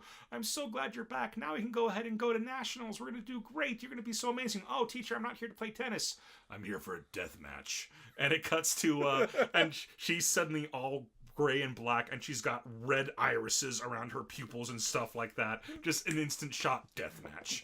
And the teacher's just like, "Oh, okay, well, how about this? If we beat you, you'll rejoin the tennis club." "Okay."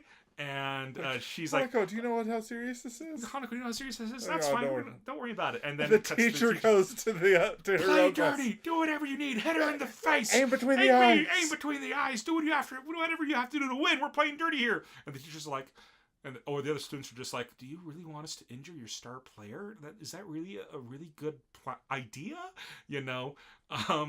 And then they start playing, and Hanako is doing her special serve, and she hits it with her paddle, and the nose on the delinquent breaks the tennis ball.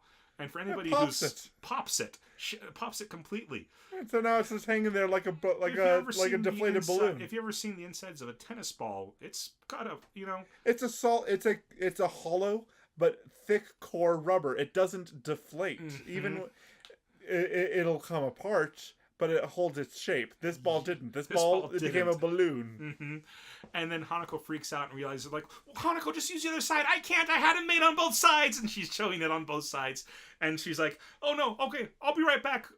So you guys go ahead and play without me. I'll be right back. They're like, Hanako, we can't play. And then the popular girls serve. And Kasumi, she's just like, I was like, it's okay. I'm really good at math. And so she predicts the trajectory physics. She predicts the trajectory of where the ball is going to be. And then she goes to try to be where the ball is, but she's really good at physical things. And so she just goes, and just misses it. Yeah. Like my calculation was spot on. Yeah, I trust you. I believe you. Yeah, my calculation was spot on. No, I believe you. Yeah. Sure. And then Hanako comes back, and she's broken off.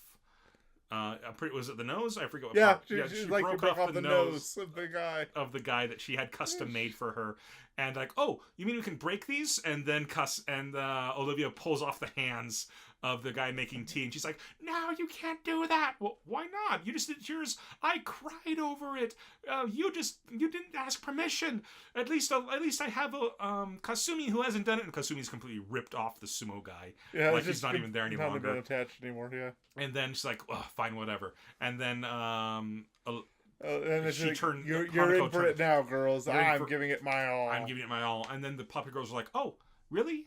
Oh, good. We forfeit the match now. We have a mixer right after this. We don't want to get sweaty. Bye. And then they leave, and Hanako's just crushed because she wasn't able to defeat her enemies.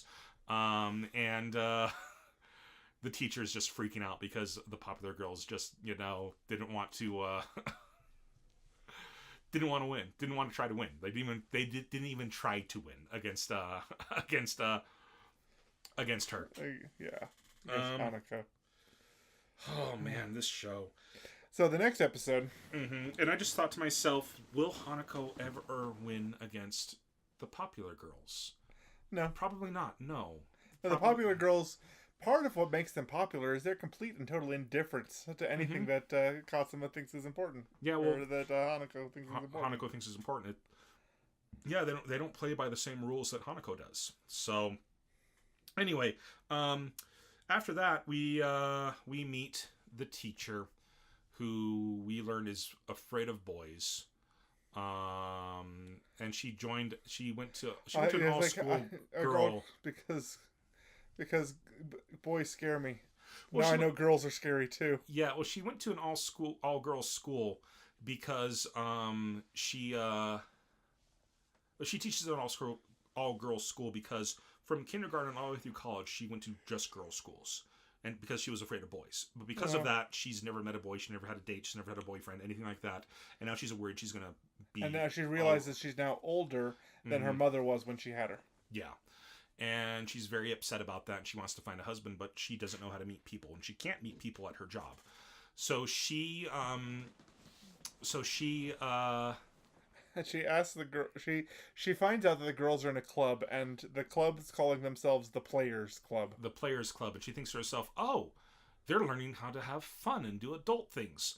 Maybe I'll check that club out." And so she goes into that club. And she starts asking them about things like that. And she's like, well, I thought that maybe you girls would be doing things like mixers and single meetups and things like that, where you can go and meet people. And they're like, nope, we don't do any of that. What, you don't? No, what do you do? Oh, we played this game, we played this game, we played this game, we did all this stuff. And she just gets more and more crushed about the entire thing. And then they say, well, teacher, that we have, teacher, people meet online these days. Have you tried that? Well, I was online for a little bit, but then my account got hacked or whatever, like some social media account. And so she's stopped using that. And I'm like, oh, well, I'm on Twitter. Oh, really? Oh, let me see. And Hanako's the one on Twitter, and Olivia wants to see. And Hanako's got one of those little ball toy things as her icon on Twitter. And I wonder if she'll be upset if I tell her it looks exactly like her. Oh my gosh. And they but she's proud of the fact that it looks exactly like her, apparently. But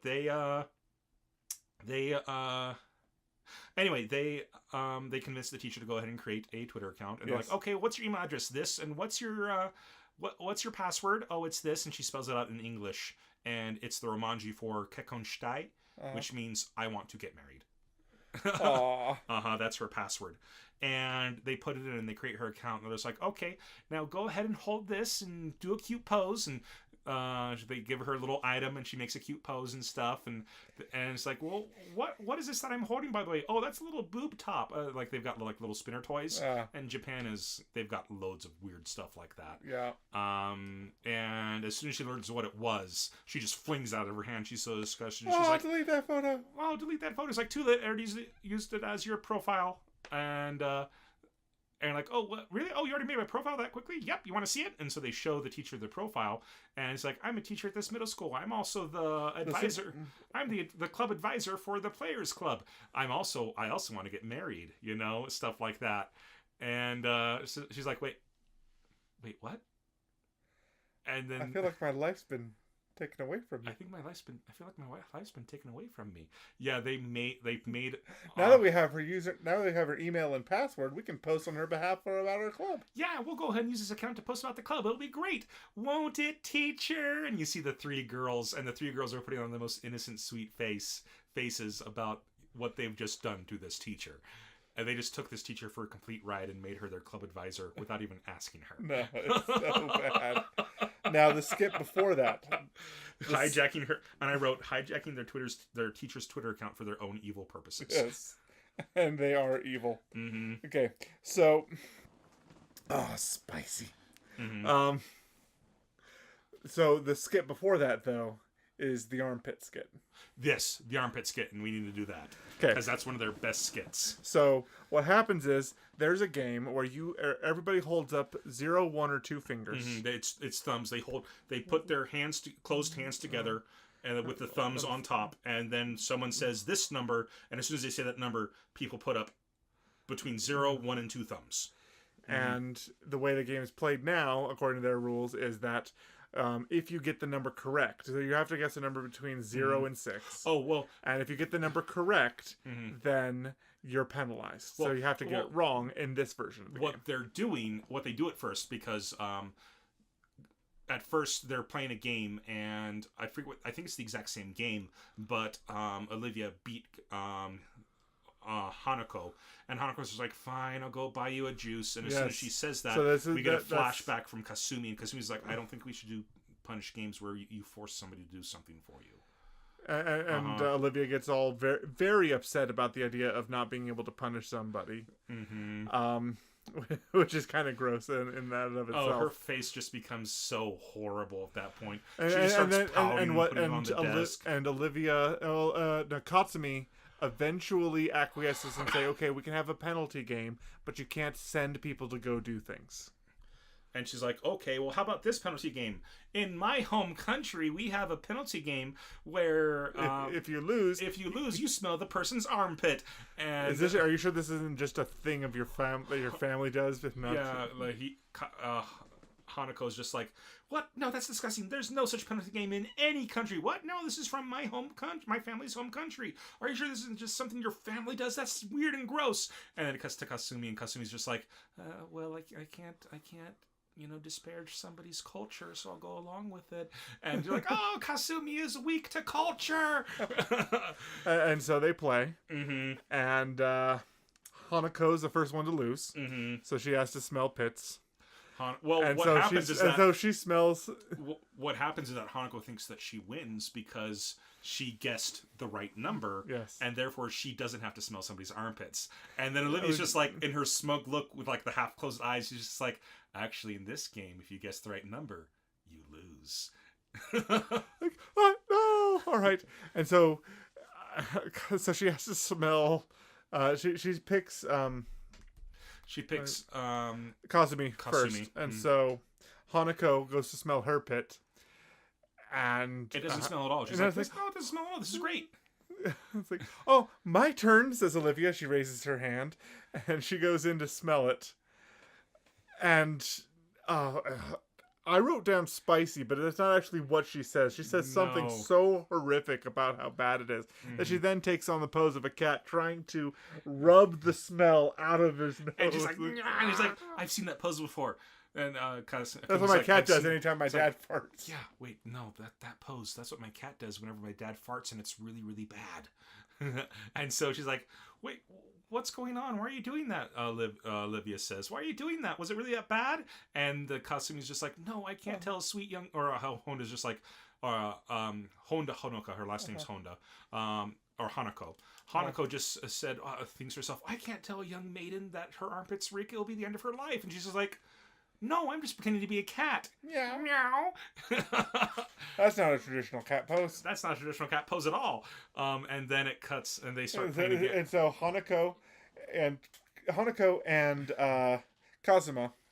Kasumi. Sorry. Kazuma's in Konosuba. Yes. He is definitely not in this show, but that would make it better. Kasumi. My mistake. Kasumi. Mm-hmm. So Hanako and Kasumi go over and make a plan. Says, all right, if we both put 2 thumbs up every time, and you and I always guess a number like 2 or 3, we will always win. Mm-hmm. And it'll be fine. And we'll be fine. And we won't have to smell the armpit anymore. And for a couple rounds, they do that. And then when it's Kazumi's turn again. Well, and then it's we get to Olivia, and Olivia's just like, and Olivia's kind of suspicious, and then Olivia says a number like 5. She says 5. She says 5 because she realizes. And then she puts up 1, and they're always putting up 2, and she's like, 5, and she puts up. She bends her thumb backwards and doesn't count anymore.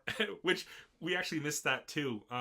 Like they did the thumb war where Kasumi cheated in the thumb war against. Yeah, it was actually that was it. It was a thumb war that talked her into being in, because Olivia willingly did the thumb war because she had longer fingers, so she thought she was going to win, so she wouldn't have to join the club. Yeah, but she fell for a feint, and then as soon as Kasumi had the thumb down, Kasumi did. She had a finger lock over it too, which is cheating. Which is cheating in the thumb war, but she just stood there, just went 1, 2, 3,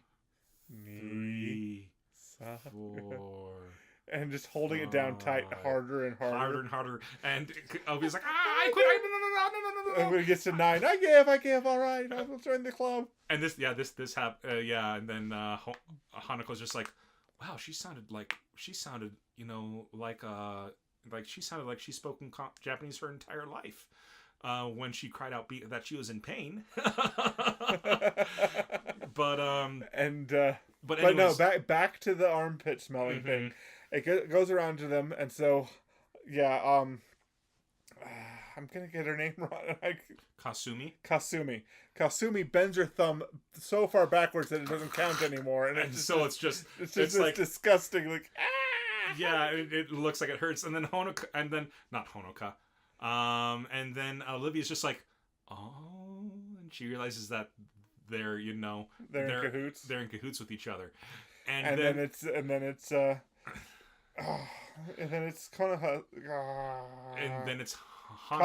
No, it's Kazumi's turn. Oh, Kazumi's turn. It's Kazumi's turn, and she's just going to. And so she says 3 and puts her 2 thumbs up, and Olivia puts up 1, and Hanako betrays her and puts up none. And the look on her face, she's like, of I have defeated you. Now it's your turn. Now to smell you have to smell the pits. And then. She's like, no, you guys don't actually want me to smell your pits though, right? That's kind of gross. And Hanako's just like, bing, go right ahead. And the sketch ends with, I'll go buy sodas. I'll go buy you guys some juice. And she gets up and leaves. And then we have, because that is less humiliating than what they're doing. The final skit of the 3 episodes that we watched is they are about to get kicked out of their room because they never filled out the proper paperwork for it. Yes. And an actual club has just been approved, and they've been told to use that room. Yeah. And so the president has to come down. And so the president thinks to herself, how do I say this very politely? Leave. Yeah. And it's hilarious because it's a running says, gag through this whole thing is that the president is trying to think of the polite and, conflict resolution, the best way through the situation. How do I say this the nicest way? And then she fails completely to get her intentions across every time. She says, could you please leave, is what she says. But she says it in such a tone and in such mannerism that it's a threat. not a polite way of saying it. No. But so we've been going for real long in this episode so far, so we should probably keep this bit short. Let's it's the Shogi Club. The Shogi Club comes in for a competition with and they say, "Well, look, you guys are the game player, are the players club, right? Well, how about we play a game, and if we win, you give us the room. If we lose, you get to keep the room." Okay. And they're like, "Okay." So they do a shoe kicking competition. The person who can kick their shoe the furthest wins. Best two groups of 2 out of 3. Mm-hmm. And they and so Hanako, who's very, very interested in what's in all this, goes first and runs and kicks and sends her shoe 500 feet into the air and 1 meter in front of them. It just shoots straight up and comes straight down. And then she's super embarrassed. And then the girls in the Shogi Club are like, we can win this. And so they send their weakest player to go. Well, they send their player and she kicks and it goes 2 meters. And which makes Hanako feel even worse that she lost to that. Yeah. But then we get Kasumi, and Kasumi kicks it, and she kicks it pretty far. I think it's like 20 meters. Yeah, or something like that. she starts with a running start, and then she makes some kind of weird groan she goes, as she kicks. As she kicks it, and it goes 20 meters. And she's super embarrassed about the groan, but they're happy about her kick. And then someone else kicks, and it goes like, I think 10 meters. No, 50 meters. They beat her. They beat Cosme at this point. Not at 50 meters, though. It wasn't 50 meters, because the person who does 50 meters is Olivia, with her quick kick off the swing.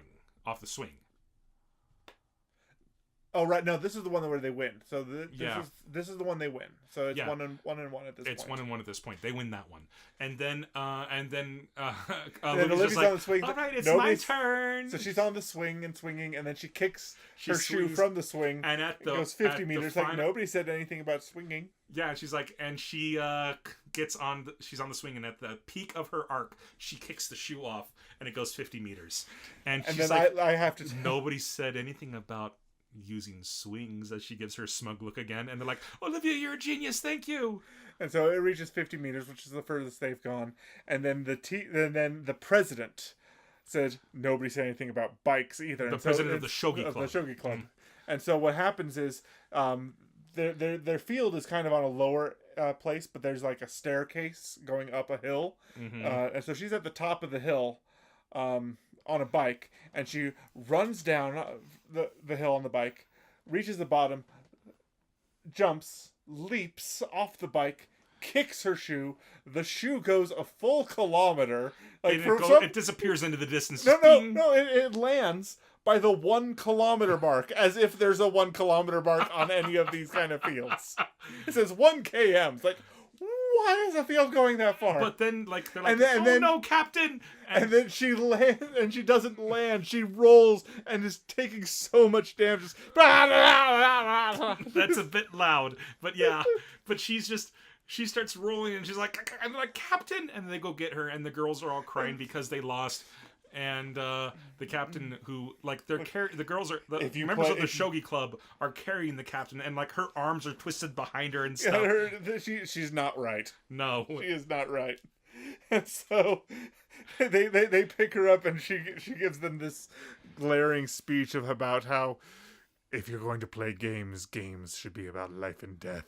And then they carry her off. Like, I guess we lost the room. Oh, we lost the room. It's so sad, and they're so upset about it. And then it cuts to, but what actually happened was, the president ended up like, can you girls take me to a hospital? I'll follow you to the ends of the earth. Captain, you're amazing. And they say, yeah, well, what actually happened is that the captain, because of the multiple bone fractures that she obtained, she had to be homeschooled, for the rest of the year. And so the Shogi Club met at her home for their meetings. And so after all that, nothing changed. And that's the end of the episode. Then we get the closing credits, and then we get the final skit, and I absolutely love the final skit. It is just this. They talk about in Japan they have hide and seek. It's called kakurembo. And which supposedly, according to legend, it came from the a mysterious town by the name of Kakuren. Kakuren something. And they talk about how you would go into the mountains at night and you would hide, and the game was to hide from a bear, and if you came out alive, you won. It was a passage into adulthood. You were officially an adult if you survived this. But you had to go, and like the girls are just like, what's going on? The little pups are like freaking out and stuff like that, and you had to go naked. And then one of the puppets loses their clothes. I'm spoiled for marriage. It's like, yeah, and that's Hanako, and she's like, I'm spoiled for marriage. I can't get married now. But one of the reasons I love it so much is because there's another story that's going on that you won't even realize if you're not really paying attention to the text. And every time the bear comes up, Kasumi goes over and starts like petting the bear and being nice to the bear and stuff like that, while the other two girls keep freaking out. And then finally at the end of it, Kasumi has control of the bear, and she sicks the bear on the other two girls. Yes. And the bear this whole time is actually just a drawing of a bear on a piece of paper that's coming in, and that these hand puppets are caressing and being sweet to. All right, so that's the first 3 episodes. I think we talked a little bit too long about that. I broke our standard rule of wanting to watch something new because we had both seen more than 3 episodes before this, but I wanted to talk about this. This is a great show. That's fine. I'm just saying we should probably learn how to speed things up and not talk about every little thing in the episode.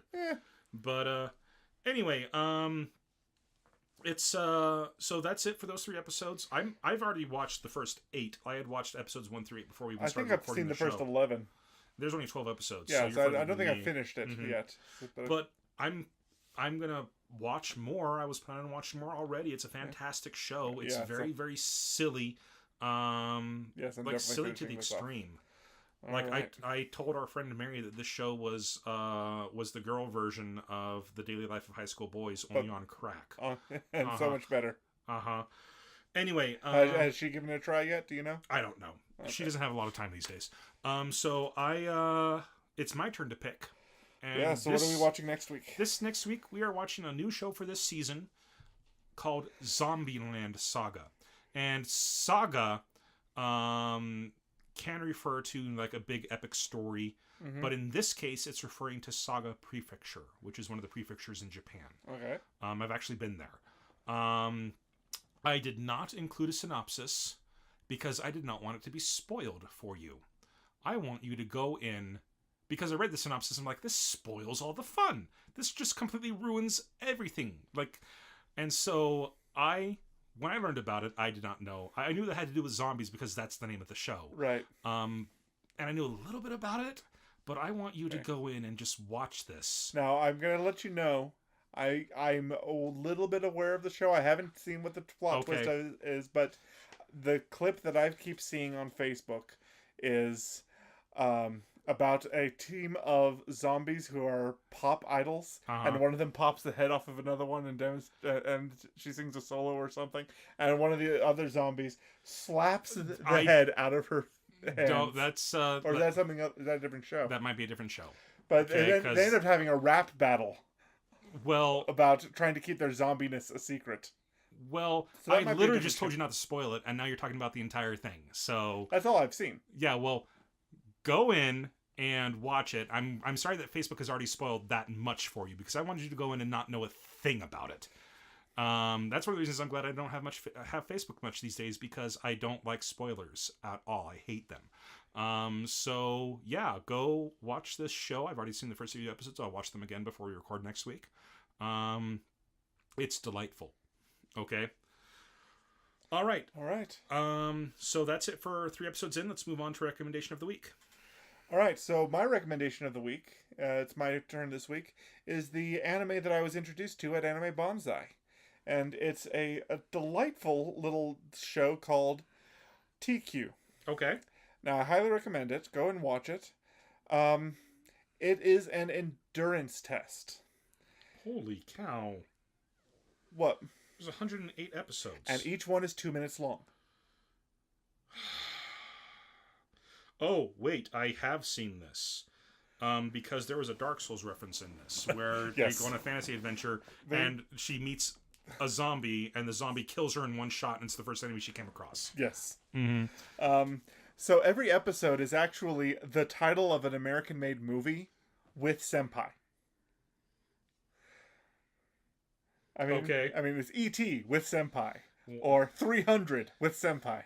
Gold Rush with senpai, Goonies with senpai, Dinner Rush with senpai, Up the Creek with senpai, Nacho Libre with senpai, The Sixth Sense with senpai. Okay.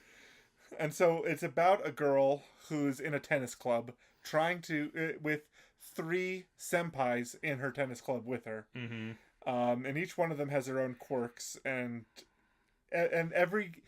each gag is the episode, like, of each 2-minute episode, 30 seconds of it is wasted on the opening credits. Mm-hmm. It's just a minute and a half of how quickly can we throw all of these gags at you at once. Mm-hmm. I mean, you blink and you miss an entire episode. The question is, how many episodes can you sit through?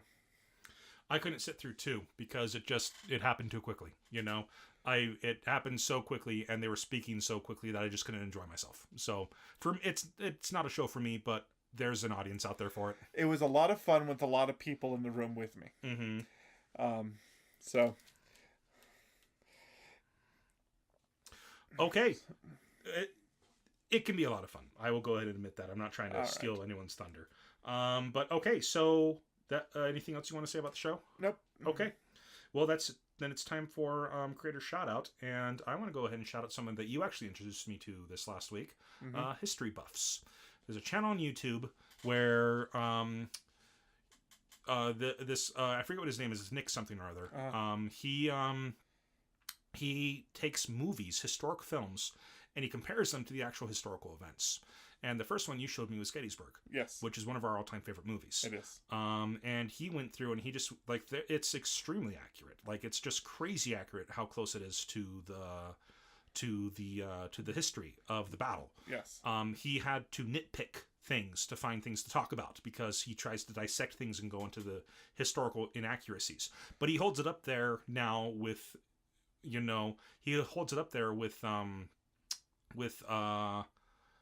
with Waterloo, which I watched his Waterloo episode. And Waterloo, like, there's nothing in that movie that is not historically accurate. And no, that's not true. There's a couple of things they did change here and there. But mostly that was for entertaining purposes, not to change facts of history. But Waterloo was correct. He also, like, Tora, he says is incredibly accurate. But I've watched like 10 of his episodes over the last couple of days. Nice. And they're always just fascinating to see these historic films compared to what actually happened.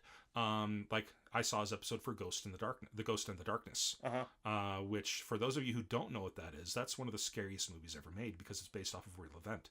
What happened is that England was trying to build a railroad across Africa so they could go ahead and get better access to spices from India. A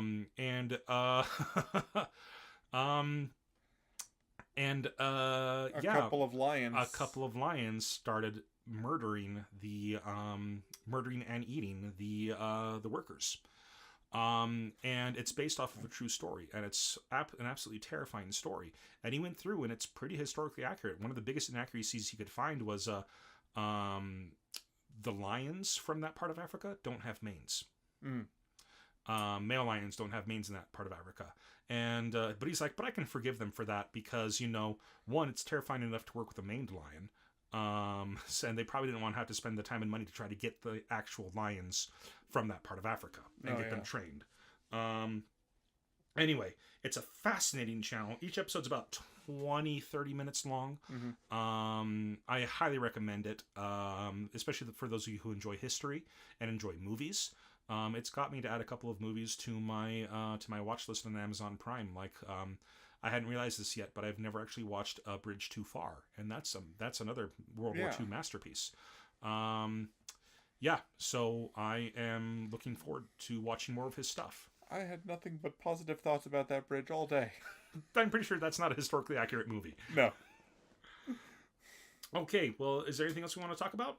No, I think we've covered everything. Okay, well, thanks so much for listening in this week. If you listened on YouTube, please feel free to like this episode and subscribe to our channel. If you like what we do and want to support us, please spread the word of our podcast or even support us on Patreon. Where can they find us on social media? Our site, WhitakerWeekly.com, currently has links to our Facebook page, Twitter account, Patreon page, and YouTube channel. We encourage all our listeners to follow us on the social media platform of their preference. And if there's one we're not on yet, please reach out to us on one of the ones we've mentioned, and we'll broaden our scope to include you. Well, that about wraps it up this week. Do we want to go ahead and thank our artists and musicians this week? Absolutely. So, our podcast artwork was done by a good friend of mine, Ben Coombs. Always appreciate him. And our music is provided by Dry Clock by Brasmataz. I know I'm saying their name wrong. I've got to learn how to say that name properly. Mm-hmm. Anyways, that's it for this week. I've been Andrew. I've been Lee. And this is Whitaker Weekly. You guys have a great week.